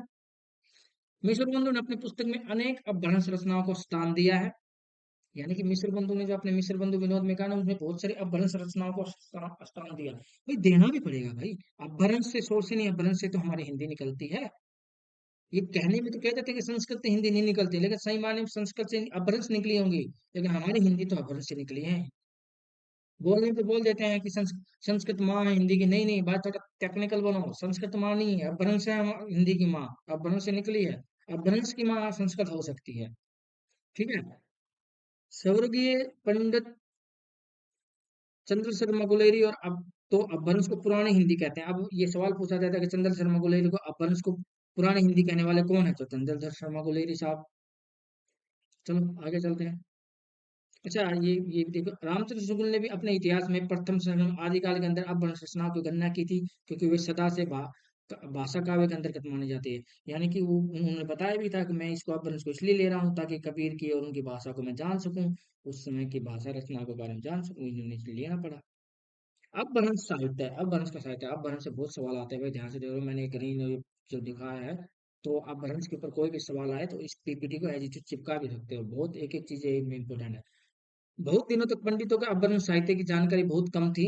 कम तो अब भी है, पर पहले की अपेक्षा इस भाषा में बहुत अधिक साहित्य हमारे पास है। यानी कि अब पांडुलिपियां मिल गई है। 1877 में पिसेल ने हेमचंद्राचार्य के प्राकृतिक व्याकरण, इन्होंने हेमचंद्र जी ने प्राकृतिक व्याकरण लिखी, आपको पता ही है। सुसंपादित संस्करण निकाला और इस पुस्तक के अंत में प्राकृतों से भिन्न अपभ्रंश भाषा का व्याकरण दिया। यानी कि अपभ्रंश प्राकृत से किस प्रकार अलग है, ये कुछ उदाहरण व्याकरण के द्वारा समझा दिया। यानी कि प्राकृत में और अपभ्रंश में अंतर दिख गया। ये तीसरी, जिसको दूसरी प्राकृत बोला जाता है ना, इसको अपभ्रंश को, है तीसरी, ये आपका कमेंट बॉक्स में बताइए। तो ये है प्राकृत का ही तीसरी, ये दूसरी अवस्था, ये आप बताइए। और अपभ्रंश के पदों के उदाहरण के दिए गए, अपभ्रंश के कुछ पद्य अधिकतर दोहे उद्धृत दिए गए हैं। ठीक है, दोहे उद्धृत किए गए हैं। हेमचंद्राचार्य ने धर्म के महान आचार्य थे और वे अपने समय के, हेमचंद्र जी महान आचार्य थे और वो अपने समय में कली काल सर्वज्ञ कहे जाते थे। कली काल, कली मतलब समय, कली उस समय का जो काल सर्वज्ञ, उस काल के सभी बारों में जानने वाला कवि। तो ये पदवी उसको मिली थी, हेमचंद्राचार्य को। उन्होंने किताब लिखी थी प्राकृतिक व्याकरण। शब्द शब्द अनुशासन किसकी है, ये भी आप कमेंट बॉक्स में बताइए। पिछेल जी ने, अरे भाई यार, क्या कर रहे हैं, दिख रहा है कहीं चल रहा है क्या? अच्छा, पिछेल जी ने पिछेल जी ने 1902 में जर्मन भाषा में अपनी पुस्तक प्रकाशित की। भाई पिछेल जी जर्मन से हो तभी तो लिखे। तो प्रधान रूप से दो दोहों का उदाहरण देते हैं और अन्य उपलब्ध शायद इन्होंने दो उदाहरण दिए, तब ये भी हमारे लिए महत्वपूर्ण हो सकती है। किसी भाषा में देखो, हमें तो ये पता चलना चाहिए कि हिंदी से जुड़ी जुड़ी हुई बातें की है। फिर उसी समय विक्रम मौर्य वंशीय और सरस्वती कंठाभरण, बेताल पंचवती, सिंहासन दत्त रंश, शिखा, प्रबंध चिंतामणि, ऐसी पुस्तकों का भी उस समय निकल कर सामने है। उनका विश्वास था कि अब भरंश का विशाल, किसका विश्वास था? पिसेल साहब का। अभी आचार्य प्रसाद द्विवेदी की कोई क्रिएटिविटी नहीं है यहाँ पर। उनका विश्वास था। किनका विश्वास था? पिसेल साहब का विश्वास था कि अब भरंश का विशाल साहित्य अब खो गया है। बहुत दिनों तक अध्ययन इससे आगे नहीं बढ़ा। अच्छा, फिर आगे क्या होगा भाई? गुलेरे जी, चंद्रदर्शन शर्मा गुलेरी जी कहते हैं कि अपनी पुस्तक में कुमारपाल चरित, प्रबंध चिंतामणि आदि में संग्रहित पदों की चर्चा करते हैं। यानी कि गुलेरी जी ने अपनी कोई पुस्तक लिखी है, उसमें ये चीजों का वर्णन करते हैं। और हेमचंद्राचार्य ने संग्रहित दोयों में प्रधान सबल थे। यानी कि जो हेमचंद्राचार्य में जो उनमें सबलता थी, वो मुख्य रूप से थे। बहुत दिनों तक इन्हीं पुस्तकों में प्राप्त बिखरी हुई सामग्री के अपभ्रंश समाज साहित्य का मर्म समय। यानी कि ये जितनी भी सामग्री, जितनी भी किताबें, इनको समझा तब समझ में आया अपभ्रंश है क्या। तब समझ में आया कि अपभ्रंश है क्या। तब समझ में आया कि अपभ्रंश है क्या।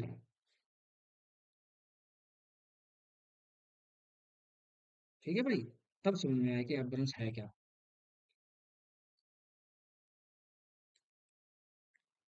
तो आई होप यहाँ तक आपको समझ में आया हो। आगे बढ़ते हैं। ये थोड़ी भाषा इसकी कठिन है, थोड़ा सा रामचंद्र शुक्ल जी थोड़ी सी कठिन है, क्योंकि तथ्यात्मक चीजें इसमें यहाँ ज्यादा आ गई। विश्लेषण भी किया है, लेकिन तथ्यात्मक चीजें यहाँ आ गई और इन्हीं से सवाल पूछे थे। लेकिन इसको बड़ा आसान करके आपको समझाया गया कि अब ये कह रहे हैं कि अब हंस को समझे बिना आप क्या हिंदी समझ पाओगे। फिर उन्होंने कहा कि भाई, नहीं नहीं, ये क्या है, ये क्या कहना चाह रहे हैं? ये कह रहे हैं कि भाई अपभ्रंश को जाना ना, तभी पता चला कि हिंदी कैसे है। आप हिंदी पे ऐसे थोड़ी घुस जाओगे।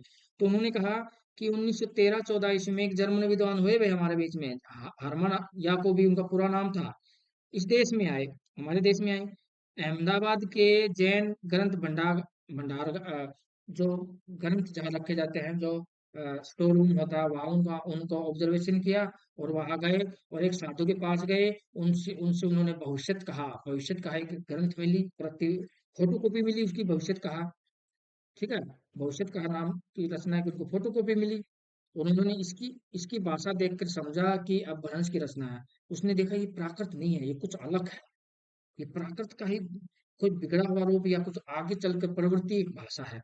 तब उन्होंने कहा इस समाचार से विद्वानों में बड़ा उत्साह आया और अन्य वंश ग्रंथों को पाने की आशा बढ़ी। अब वो भविष्य भविष्य कहा तो ढूंढ ली एक साधु ने याकूबी जी ने, बहुत अच्छा काम किया। फिर और भी लोग आएंगे, अब और लोग कौन आ जाएंगे भाई, अब और लोग आएंगे तो वो क्या खोज देंगे, वो शंभू जी से जुड़ी हुई रचनाएं ढूंढ देंगे, पुष्पदंत से जुड़ी हुई, धनपाल से जुड़ी हुई रचना जो हिंदू की रचनाएं लिखी थी वो ढूंढ देंगे, कोई बड़ी बात नहीं है। चलो 1916 में अब हाँ, जैनेतर अपभ्रंश, जैनों द्वारा जिस अपभ्रंश भाषा का प्रयोग किया है उस वो पुस्तकें कौन लेके आया भाई। सन 1916 में महामानव पंडित हरिप्रसाद शास्त्री जी ने नेपाल से प्राप्त अनेक बौद्ध सिद्धों के पद दो बौद्ध गान दोहा नामक बंग अक्षरों में प्रकाशित किया है। यानी कि बंग अक्षरों में बौद्धों ने जो दोहे कहे, जो पद कहे ना, उनकी एक किताब का नाम दे दिया उन्होंने, बौद्ध गान ओ दोहा। बौद्ध गान ओ दोहा नाम से इनकी पुस्तक का नाम उनका छाप दिया, इन्होंने प्रकाशित करवा दी। इन्हीं पदों और दोहे की भाषा को शास्त्री जी ने बंगला कहा। जब ये पद और दोहा लिखे ना, उनमें ऐसा लगा कि पाली में बांग्ला भाषा के शब्दों का मेल हुआ तो उन्होंने बांग्ला बोल दिया। बाद में शहीदुल्लाह और प्रबोध, ये नाम बहुत फेमस नाम है, डॉक्टर शहीदुल्लाह को याद रखो, यानी कि लेकिन डॉक्टर प्रबोध चंद्र बागची जी को याद रखो, पंडित राहुल शंकरदास जी को याद रखो। इनके प्रयत्न से क्या है, ये कुछ और प्रकाशन हुआ इनका और कुछ और चीजें ऐड ऑन हो गई। और इन दो और पदों की भाषा भी अपभ्रंश ही है। पर कुछ ये बात हमारे आचार्य प्रसाद द्विवेदी बोल रहे हैं, पर कुछ पूर्वी प्रयोग में उनमें अवश्य है। दोहे की भाषा में तो परिनिष्ठ अपभ्रंश की मात्रा अधिक है। यानी कि ये कह रहे हैं कि दोहे में है ना, परिनिष्ठ भाषा कौन सी होती है, जो स्टैंडर्ड भाषा हो गई है उसमें ज्यादा दोहे में है। केंद्रीय भाषा के निकट जाने का प्रयत्न इसमें ज्यादा है। ठीक है। और ये कह रहे हैं कि शास्त्री जी की वजह से ही भी हमें विद्यापति की कीर्ति लता मिलेगी, जिसको पता चलेगा कि अभी भी कीर्ति लता ये है कि ऐसे लगा कि जिसको माना गया कि ये मूल टेक्स्ट है। और विद्यापति के सोम पुस्तक विद्यापति ने सोम इस पुस्तक के भाषा को अवहट कहा, कीर्ति लता में अपनी भाषा को अवहट अवहट कहा। जो अपभ्रष्ट भाषा या भ्रंश भाषा को उन्होंने अवहट बोला, ठीक है, अपनी ये विद्यापति जी ने बोला। ये सवाल पूछे गए हैं, कोई बड़ी बात नहीं है, आगे चलते हैं। अपभ्रंश साहित्य को भाषा काव्य कहा गया। अभी क्या है कि अपभ्रंश साहित्य को भाषा काव्य क्यों कहा गया भाई, अभी मैं अभी यही बताओ, तुम ही बताओ। अब भाषा काव्य की बात हो रही थी, भाषा काव्य वो होती है जो उस समय आम बोलचाल में जिस बोली का प्रयोग किया जाए, आम बोलचाल में जिस भाषा को उस समय बोला जाए, ज्यादा से ज्यादा जिसको समझ पा रहे थे उसी को तो करें, तो सबसे ज्यादा ज्यादा अपभ्रंश का प्रयोग किया जा रहा था। जैसे ही महात्मा बुद्ध जी ने पाली का प्रयोग क्यों किया, वो चाहते थे पाली की और भी तो उस समय बोलियां बोली जा रही थी, संस्कृत का भी तो प्रयोग कर सकते थे। हाँ, क्यों नहीं किया उन्होंने, क्योंकि उनको पता है कि पाली ज्यादा समझते हैं और पाली अगर मैं प्रयोग करूंगा तो मेरे विचारों को, मेरे दर्शन को सब तक मैं पहुंचा पाऊंगा। इसी प्रकार अब वंश के समय वंश की डिमांड हो गई थी। अब इसको वो पुष्प दंत के बारे में कुछ बात बोलते हैं। वो लिखते हैं कि संवत 717 विक्रमादित्य से राजा मान और अवंतीपुर का बड़ा पंडित और अलंकार विद्या में अद्वितीय था। इसके पास पुष्प नाम का भाट था। ये भाट बोलते हैं, पुष्प नाम का एक भाट था। भाट कौन होता है, जो राजा महाराजा के समय में गाना गाते हैं। आज के समय आपने देखा होगा गिटार लेके गाते हैं, वो भाट लोग आते हैं, वो ही भाट थे। प्रथम संस्कृत ग्रंथ पर पीछे भाषा में पाए गए, इसमें भाषा की यही इस हमको भाषा की जड़ यही कवि मालूम था। जब पुष्पदंत ने जो कुरान लिखा है, पुष्पदंत जिसका नाम सुनते हैं तो वो कहते हैं ये वही लग रहा है मुझे, लेकिन नहीं। आज आप पुष्पदंत अलग देखोगे, ये पुष्प अलग होगा, ये आपको आगे सिद्ध हो जाएगा। लेकिन ये बिल्कुल संभव नहीं कि एक ही प्राकृत उत्तर यानी प्राकृतिक भाषा के बाद कौन सी है प्राकृतिक भाषा के बाद अब से आधुनिक विभिन्न आर्य भाषा विकसित हुई। यानी कि बिल्कुल संभव नहीं है, ये कह रहे हैं कि ये पॉसिबल ही नहीं है कि प्राकृत के बाद अपभ्रंश आई और अपभ्रंश से बहुत सारी भाषाएं निकली और उन्हीं भाषाओं से ये हिंदी बन गई, अवधी बन गई, प्राकृत बन गई, इन्हीं से ये सब बंगला भाषा, ये सब चीजें बन गई। ये ऐसे लग नहीं रहा है आर्य भाषा है। आर्य भाषा में तुम्हें पता है ना, आर्य भाषा परिवार बहुत बड़ा परिवार है, क्या इससे निकली होगी, नहीं। इनका कहना है, इनका उदाहरण है कि मागधी प्राकृत से जो अपभ्रंश भाषा विकसित हुई वही आधुनिक बंगला, उड़िया, असमी, मागधी, मैथिली, भोजपुरी के रूप में बदल गई हो। ये संभव नहीं जान पड़ता। यानी कि कह रही कि जो अपभ्रंश है उसकी आप ये इसकी मान लीजिए जिस हिसाब की बोली चाली है, जिसके शब्दों का टेक्सचर जो है वो तो बिल्कुल बंगला उड़िया रश्मि मागधी, ये तो अपभ्रंश से बिल्कुल मैच इतना खाती भी नहीं है। तो कैसे बोल देंगे, इतना कैसे चेंज आ सकता है? तो ये बात बोलने वाले कौन है, याद रखना, ये कौन है? हरिहर प्रसाद द्विवेदी जी हैं। और हिंदी भाषा के उद्भव और विकास में चीजें बोल रहे हैं। पर हिंदी का साहित्य का आदिकाल भी पढ़ेंगे उनका, आदिकाल के बारे में जब विस्तार से चर्चा करेंगे, ठीक है। यद्यपि उनमें इतना अंतर नहीं होगा जितना इन दिनों हो गया है। उनकी अपभ्रंश बोली में साहित्यिक अपभ्रंश का रूप बना है। शुरू शुरू में इसके प्राकृत का बहुत प्रभाव होगा, प्रभाव रहा होगा। कह रहे कि शुरू शुरू में इनका अपभ्रंश चलेंगे, लेकिन ये शुरू शुरू में अब बंगला में उड़िया में कुछ शब्द आ गए होंगे अपभ्रंश के, तो इसका मतलब ये थोड़ी कि वो सीख नहीं गए। इन्हें साफ साफ नकार दिया है कि अपभ्रंश तो ये नहीं कह सकते कि सभी से अपभ्रंश से चीजें बनी गई है। तो फिर कहाँ से आएगी हिंदी, भाई समझाओ हमें। अपभ्रंश के तीन बंध है, तीन बंध है यानी कि तीन स्टाइल है। कौन कौन सी स्टाइल है लिखने की? दोहा स्टाइल है, सवैया स्टाइल है, क्या स्टाइल है? तीन स्टाइल है, तीन बंध है। अपभ्रंश साहित्य में तीन प्रकार के बंध पाए जाते हैं। तीनों के कई कई रूप हैं, तीनों के कई कई रूप के बहुत से रूप हैं, अब तक प्राप्त उपलब्ध हैं। इन सबको हिंदी साहित्य में सुरक्षित सुरक्षित रखने का प्रयत्न किया गया है। शायद ही किसी अन्य प्रांतीय भाषा के साहित्य में इन सब को रूप को उपलब्ध मिलती हो। यानी कि ये जो तीन बंद है ना, ये तीनों शायद ही किसी भाषा में तीनों बंद मिलते हो। कौन से? दोहा बंद, पद्धतिया बंद, गय पद बंद, ठीक है। तो ये जो ये जो पद हैं, ये तीनों एक जगह एक ही भाषा में नहीं मिलेंगे। या तो आपको दोहा मिल जाएगा, या गया पद मिल जाएगा, या पद्धति पद मिल जाएगा। सिवा सिवा छपे और कुंडली आदि के बंद भी मिल जाते हैं। एक एक करके इनका परिचय देखते हैं। बोला कि दोहा पद बंद मैंने किसको कहा है? दोहा पद बंद, दोहा या दोहा अपभ्रंश का अपना छंद है। ये पंक्ति बिल्कुल ऐसी चीज पर दोहा या दोहा अपभ्रंश का अपना छंद है। उसी प्रकार जिस प्रकार गाथा या पराकृत का अपना छंद है, ठीक है। बाद में गाथा बंध से प्राकृत रचना, जैसे गाथा प्राकृत भाषा गाथा बोलते थे ना, उस समय गाथा लिखते थे। प्राकृत उस समय बोली थी या भाषा थी जो उस समय गाथा लिखते थे। उसी प्रकार जब अपभ्रंश में दोहा लिखेगी तो वही चीज यहाँ थी, इसका अपना छंद था। तो बाद में गाथा बंध से प्राकृत रचना दोहा बंध बन गई, ठीक है, ये कोई बड़ी बात नहीं है। पंडित प्रबंध चिंतामणि में दोहा विद्या में विवाद करने वाले दो चारणों की कथा कही गई है, ठीक है। यह सूचित करती है कि अपभ्रंश काव्य को दोहा विद्या भी कहने लगे थे, और दोहा अपभ्रंश के पूर्ववर्ती साहित्य में एकदम अपरिचित है। किंतु परवर्ती, यानी जो प्राकृत समय था उस समय तो इतना दोहा के बारे में नहीं था, लेकिन उसके बाद जब आया प्राकृत के बाद परवर्ती आया साहित्य, उसमें इस छंद की पूरी महिमा और वर्तमान के चार प्रकार के प्रयोग अपभ्रंश साहित्य में प्राप्त होते हैं।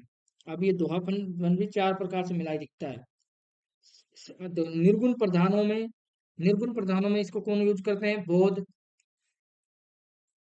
बोध, सिद्ध, जैन, मुनि, ठीक है। ठीक है।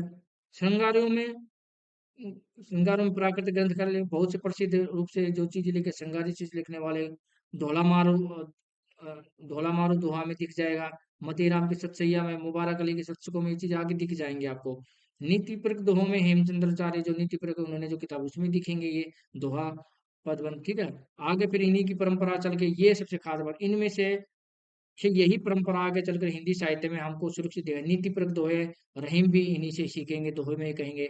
तुलसीदास भी नीति परक दोहे में और वृंद जब सबसे ज्यादा दोहे इनके नीति परक है, ये भी दोहे में कहेंगे। बिहारी भी अपनी नीति परक बातें किसी दोहे में कहेंगे। तो ये चीज आई कहाँ से भाई? अब भरण से आई। कहाँ से आई भाई? अब भरण से आई। कहाँ से आई? अब भरण से, ठीक है। आगे चलें। अब मैं देख लेता हूँ आपका कमेंट बॉक्स में कि आपको कोई समस्या तो नहीं आ रही ऑडियो वीडियो सुनने में। आई होप आपको अभी तक कोई परेशानी नहीं है।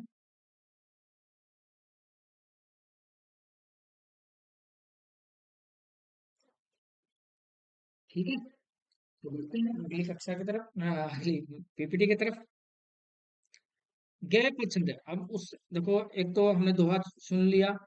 वीरस के दोहे में इसका प्रयोग किया जाता था, दोहे का। अब जो पद दड़िया दड़िया छंद है, पद दड़िया छंद है, पद दड़िया छंद जो है, इसको कहाँ प्रयोग, इसका नाम ही ऐसा लग रहा है। इसमें क्या होता था, ये बंद लिखे जाते थे। ये चरित काव्य लिखने में, चरित काव्य किसी के चरित्र ऊपर बात लिखने में इसका प्रयोग किया जाता था। चरित काव्य में इसका प्रयोग किया जाता था। चरित काव्य इसका प्रयोग किया जाता था भाई। ठीक है।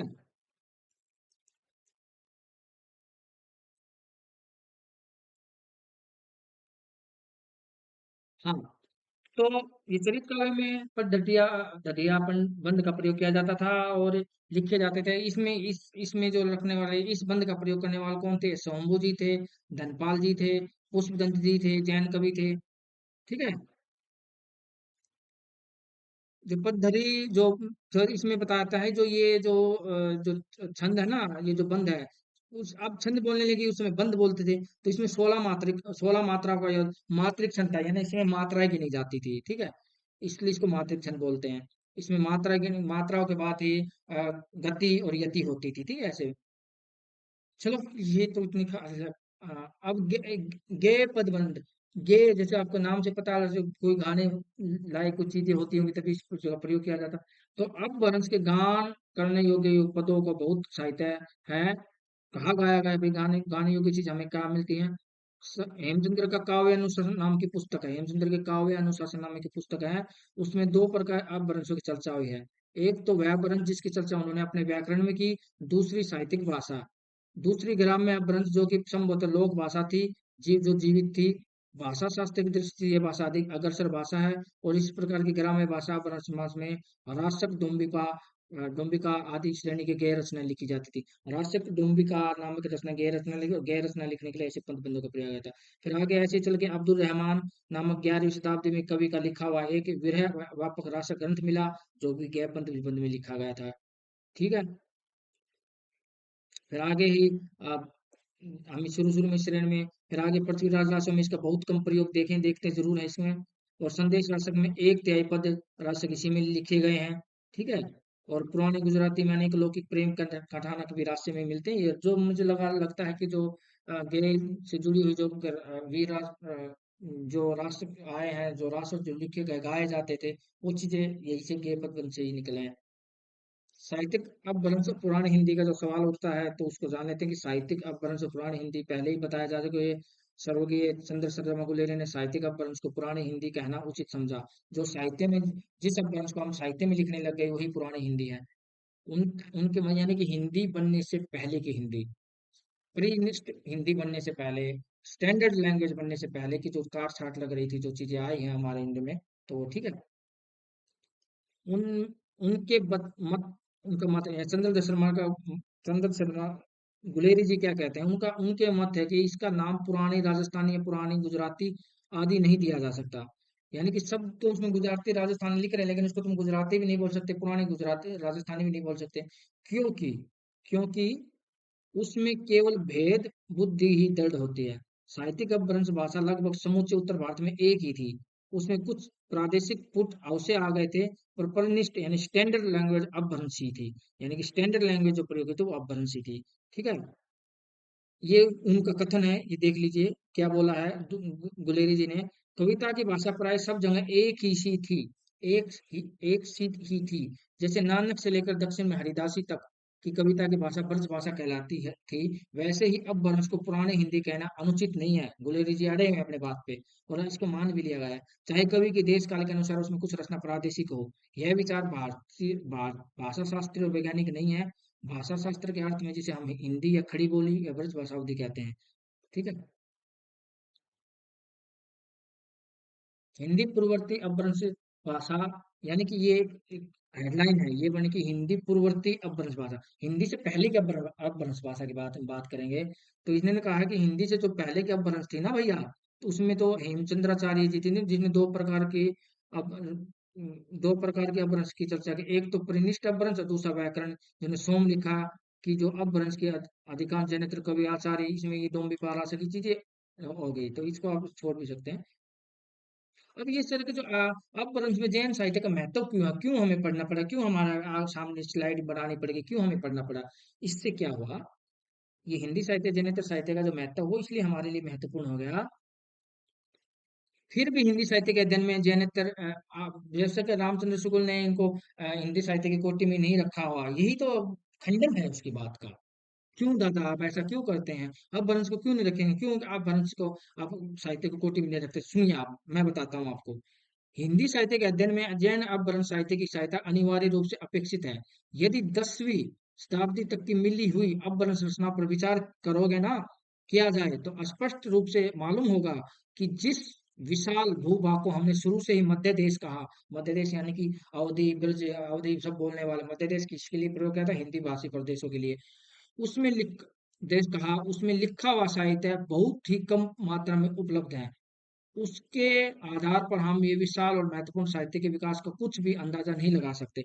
यानी कि आप अब ये देखने चले गए ना कि हिंदी में ही कहा कुछ लिखा गया रहा है, तो आप कभी लिख ही नहीं पाओगे, कहाँ से इतनी मोटी पुस्तक लिख पाओगे भाई? आपको जैन साहित्य से जितनी भी साहित्यिक रचनाएं, धार्मिक ग्रंथ लिखे उनको लो, तभी आप बता पाओगे कि ये पूर्ववर्ती अपभ्रंश थी या नहीं थी। ठीक है? ठीक है।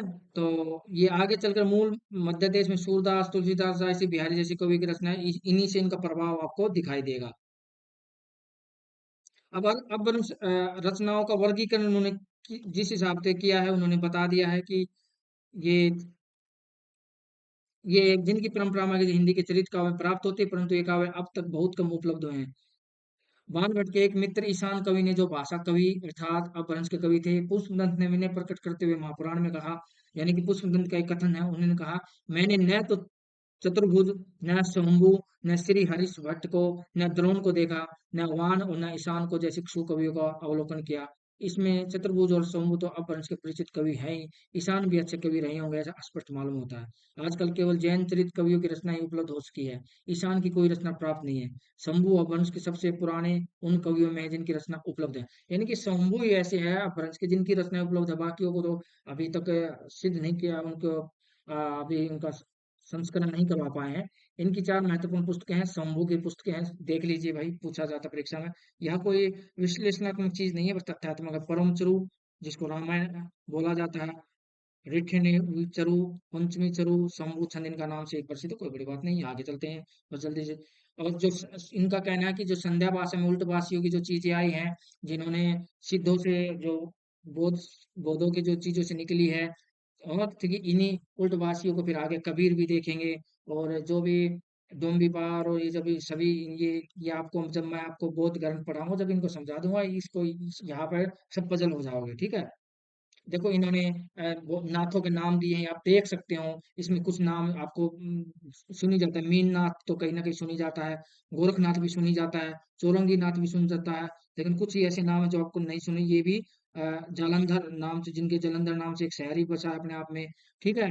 और फिर सहजियानी को नाम दिया, लोहीपा भी आप सुन ही लेते हो, विरूपा भी सुन ही लेते हो, डुम्बीपा भी, सबरीपा भी, सरपा भी, मिनीपा भी, गोरक्षपा भी। यानी कि गोरक्षपा को इधर भी शामिल कर लिया गया और इधर भी शामिल किया, सिद्धों में भी और नाथों में भी। अब इनको तुम कंपैरिजन कर सकते हो, कौन कौन से नाम इनमें रिवाइज हो रहे हैं, तो दोनों में लिया गया, तो यही सवाल आगे पूछ लिए जाएंगे। ठीक है? ये देखोगे आपके सामने स्लाइड पे, इसको आप बाद में भी देख सकते हैं। ठीक है? आदिनाथ को इन्होंने कहा कि आदिनाथ से मच्छेंद्रनाथ हुए, और आदिनाथ के दो शिष्य हुए, एक एक तो मच्छेंद्रनाथ हुए, एक जालंधरनाथ हुए। फिर मच्छेंद्रनाथ की परंपरा चली, उसमें उसके शिष्य गोरखनाथ हुए। फिर मच्छेंद्रनाथ के दो शिष्य हुए, गोरखनाथ और चौरंगीनाथ। चौरंगीनाथ का तो कोई शिष्य इतना बड़ा नहीं, लेकिन गोरखनाथ के गायनी ज्ञानी इनके शिष्य बन गए। फिर निर्वतीनाथ बन गए, फिर ज्ञाननाथ बन गए। फिर कहा जालंधरनाथ के शिष्य बने कानफीनाथ, मैनावती। मैनावती इनकी माता का ही नाम था शायद। ठीक है? मैनावती की कहानी भी आपने सुने होंगे। ठीक है? नाथ संप्रदाय उसका साहित्य है। स्पष्ट है कि वज्रयानी सिद्धों के साथ इन शैव नाथपंथी सिद्धों का भी घनिष्ठ योग है। कह रहे कि जो वज्रयानी जो सिद्ध थे ना, और उनका जो शैव नाथपंथी सिद्ध, उनके साथ कोई घनिष्ठ योग होगा। इनकी शैली बहुत कुछ सहजयानी सिद्धों की दिखती है। परवर्ती हिंदी साहित्य के निर्गुण मार्ग के साधक संतों ने इन्हीं नाथों से, ये जो आगे निर्गुणवादी आएंगे ना, इन्हीं नाथों से सब कुछ चीजें सीखेंगे। इन्होंने अगर ये गुरु की महिमा को मानेंगे, तो आगे निर्गुण गुरु की महिमा को ले लेंगे, कबीरा के गुरु की महिमा को लेंगे ना। आ, कहीं ना कहीं अगर ये कहीं नारी की निंदा करेंगे, तो कहीं ना कहीं वो भी निर्गुण कृतियों में आपको नारी निंदा दिखने को मिल जाएगी। ठीक है? बर्थवाल साहब ने, तो आपको पता ही है बर्थवाल साहब ने क्या है। बर्थवाल साहब ने गोरखनाथ वाणी को संकलित करने में बहुत अच्छा योगदान दिया है। नाथ साहित्य के अप्रमाणिकता के बारे में क्या बात है भाई नाथ साहित्य को।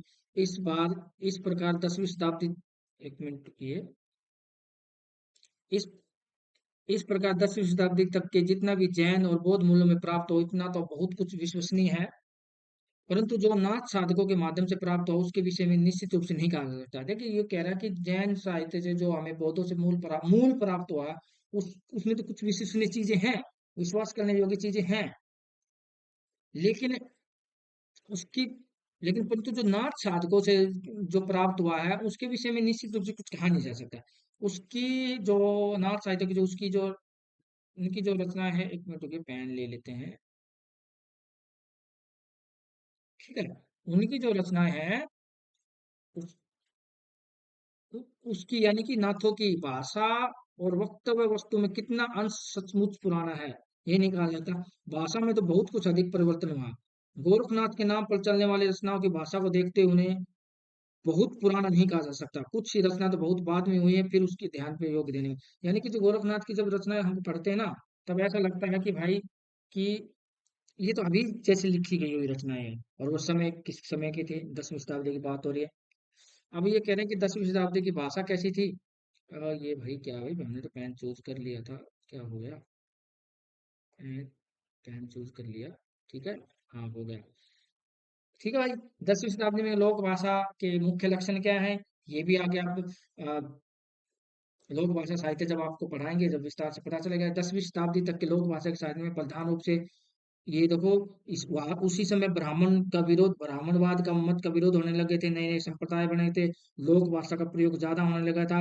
जो पाखंडवाद जो चीज सहज जीवन पे ज्यादा प्रयोग होने लगा था। ठीक है, छुआछूत पे बातें होने लगी थी, खत्म करो, आघात होने लगा, शुरू हो गया था। ठीक है, गोरखनाथ ने भी छुआछूत पे बहुत कुछ बताया।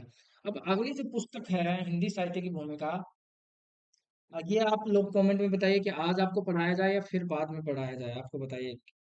क्या इतना ही पढ़ा जाए जो सुपाच्य हो। कितना समय हो गया हमें जुड़े हुए, लगभग 1.5 घंटे के करीब हो गया है हमें। ठीक है, तो अब इसको देख लीजिए, तो इसमें ऐसा क्या है जितना। हाँ देखिए, अब इसमें द्वितीय संस्करण की भूमिका हम पढ़ेंगे। फिर इसमें क्या लिखा गया है, फिर आचार्य प्रसाद द्वितीय हिंदी साहित्य की भूमिका मुद्रण में उन्होंने अपने बताई, तो इसमें कुछ इसमें खास इतना द्वितीय उसकी तरह पढ़ने की जरूरत नहीं है। रामचंद्र शुक्ल के ये इसको आप छोड़ भी सकते हैं, लेकिन भूमिका हर एक की पढ़नी चाहिए, मेरा मानना ये है। इन्होंने ये देख लो कि इन्होंने किस तरह का इन्होंने बांटा है कि हिंदी साहित्य की। अब इसमें क्या कहेंगे, ये जो हिंदी साहित्य की भूमिका, अब हमने हिंदी साहित्य का उद्भव और विकास पढ़ा, लेकिन इनका नाम है हिंदी साहित्य की भूमिका। वो हिंदी साहित्य का उद्भव और विकास, वो उद्भव आ गए तो हिंदी के उद्भव तक की बात की उन्हें। लेकिन यहाँ साहित्य की भूमिका की बात करें कि साहित्य की भूमिका है क्या, तो इसमें हिंदी से इतना लेना देना इसका होगा नहीं। उसी के बात पे आ जाएंगे हिंदी साहित्य की भूमिका, इस्लाम प्रवेश पे आ जाएंगे, 2000 वर्ष के हिंदी भाषा का क्षेत्र बता देंगे, भिन्न भिन्न प्रकृति का संघर्ष रहा, बौद्ध धर्म हिंदी धर्म से अस्तित्व कैसे आया, ये चीजें बता देंगे। जो शंकराचार्य है, कुमारपाल बौद्ध धर्म के निष्कासन का, ये सब महायान हीनयान की ये चीजें बताते चले जाएंगे। फिर दूसरी भाषा में ये अपभ्रंश की कविता के प्रोत्साहन के प्रश्न, चार चार प्राकृतिक भाषाओं के बारे में बताएंगे। फिर अपभ्रंश की में भोज और मुंज के बारे में, अपभ्रंश की कविता क्या रही, क्या उसमें विशेषता थी, ये सब बता के चले जाएंगे। हिंदी कविता के 6 अंक के रूप में ये चीजें बताएंगे। फिर संत मत की तरफ चल जाएंगे, भक्ति काल की तरफ, योगी जाति और इससे कबीर का क्या संबंध रहा, निर्गुण मत का, बौद्ध धर्म का, नाथ पंथ इस पे क्या असर पड़ा, जाति विरोधी ये चीजें कहाँ से सहजयानी से उन्होंने प्राप्त की, ये चीजें बताते चले जाएंगे। फिर भक्तों की परंपरा पे आ जाएंगे, आलवार भक्तों के, दक्ष नयनवार भक्तों के बारे में बता देंगे। ठीक है, रामानंद के बारे में बताएंगे, ब्रह्म संप्रदाय के बारे में बताएंगे, योग मार्ग और संत मार्ग में चलेंगे, सहजियान और तंत्र और नाथ बहुत ही गहराई से आगे बातें करेंगे, बहुत ही महत्वपूर्ण है। तभी इसके अंदर से सवाल बनते हैं। ठीक है, भक्ति काल के मुख्य कवि कबीर और नानक, सूरदास, नंददास, तुलसीदास, दादूदास, सुंदरदास, रस जब पे बात करेंगे। फिर रीति काव्य, रीति काल न करके वो रीति काव्य बोलेंगे। ठीक है, रीति काव्य में आर्य ऐतिहासिक प्रकाव्य आविर्भाव बताएंगे, सतसई और हाल जी की वो तुलना करके बताएंगे। हून और आभीर से उसका क्या प्रभाव पड़ा, हूनों और आभीरों के बारे में बताएंगे। ठीक है, लोक साहित्य नहीं, शास्त्रीय काव्य भी नहीं, तो रीतिकालीन हिंदी कविता के बारे में बताएंगे, भर्तृ क्यों बोला जाता है, काव्य नायिका भेद की तुलना, वात्स्यायन का काम सूत्र से उन्होंने क्या प्राप्त किया, ये सब चीजें यहाँ बताएंगे। और उपसंहार में मोटे तो यानी कि बहुत ही एक गुड़ भाषा है, और इस किताब को समझने के लिए पहले आप पहले वो किताबें जो मैंने पढ़ाई वो पढ़ ली, तब इस भाषा की तरफ जाए, वरना सीधा जाओगे तो आप भी समझ नहीं पाओगे, ठीक है। फिर परिनिष्ठ किया तो बाद में चीजें आपको जोड़ने के लिए कुछ चीजें समझाएगी, महाभारत क्या है ये समझाने के लिए, रामायण पुराण के बारे में यहाँ अपना ज्ञान दिखाना चाहेंगे, उसको हमें कितना उसको इग्नोर भी कर सकते हैं, ठीक है। तो आई होप मैं आपको ये समझ में आया होगा, ऐसी ही पुस्तकों को लेके हम ऐसे ही पढ़ाएंगे। आई होप आपको आशा है कि आपको कक्षा अच्छी लगी होगी। देखो कोई भी इधर उधर की बातें नहीं की है, on the point two point बात की है। शुरू में हमें स्टार्टिंग करते वक्त ये आज पहली कक्षा थी, इसलिए मैंने ये सब करना पड़ा। देखो आपको पसंद आए तो आप लाइक कीजिए, और आपको पसंद नहीं आए तो डिसलाइक कीजिए, लेकिन अपनी प्रतिक्रिया जरूर दीजिए, अपने कमेंट जरूर रखिए, ताकि उससे मेरा भी उत्साह बना रहे। और मैं जो भी आपके लिए मेहनत, आपके लिए क्या मैं अपने लिए मेहनत कर रहा हूँ, मैं खुद चाहता हूँ कि एक हिंदी साहित्य में एक ऐसी कक्षाएं बना दी जाए, जो आने वाले जो बच्चे गाँव में बैठे हैं, जो अच्छा कोर्स नहीं ले पाते हैं, उसमें मैं भी शामिल हूँ। मैं भी अब एक गरीब परिवार से ही समझ रखता हूँ, हर मेरी पढ़ाई एक राजकीय विद्यालयों से हुई है, तो मैं भी कोई बड़ा वो नहीं था। मुझे इस चीज का एहसास है कि सब कोर्स नहीं कर सकते, सब फिजिकली एकेडमी में जाकर नहीं पढ़ सकते, तो उन तक ये पहुंच हो जाए। तो इसको जितना हो उसके वीडियो को शेयर कीजिए, अगर आपको लगता है कि कुछ अच्छा कंटेंट दिया जा रहा है तभी। और आप अपनी प्रतिक्रिया जरूर दें, कमेंट में जरूर लिखिए, कुछ सुझाव भी दे कि सर इसको ऐसा कर लीजिए, हमें पीपीटी दिखने में कुछ तकलीफ हो रही है, इसको ये बढ़ा दीजिए, ये इस पुस्तक को लाइए। सब चीजों का आपका निवारण किया जाएगा। बस आप इस परिवार को समानांतर, यूट्यूब के परिवार को ऐसे ही सहयोग देते रहे। आपका दिन शुभ हो और आप स्वस्थ रहें। इन्हीं शुभकामनाओं के साथ मैं आपसे विदा लेता हूँ। आपका अपना अरुण अरुण सर, नमस्कार। ठीक है साथियों, आई होप आपको ये चीजें समझ में आ गई होगी, कोई दिक्कत तो नहीं है ना।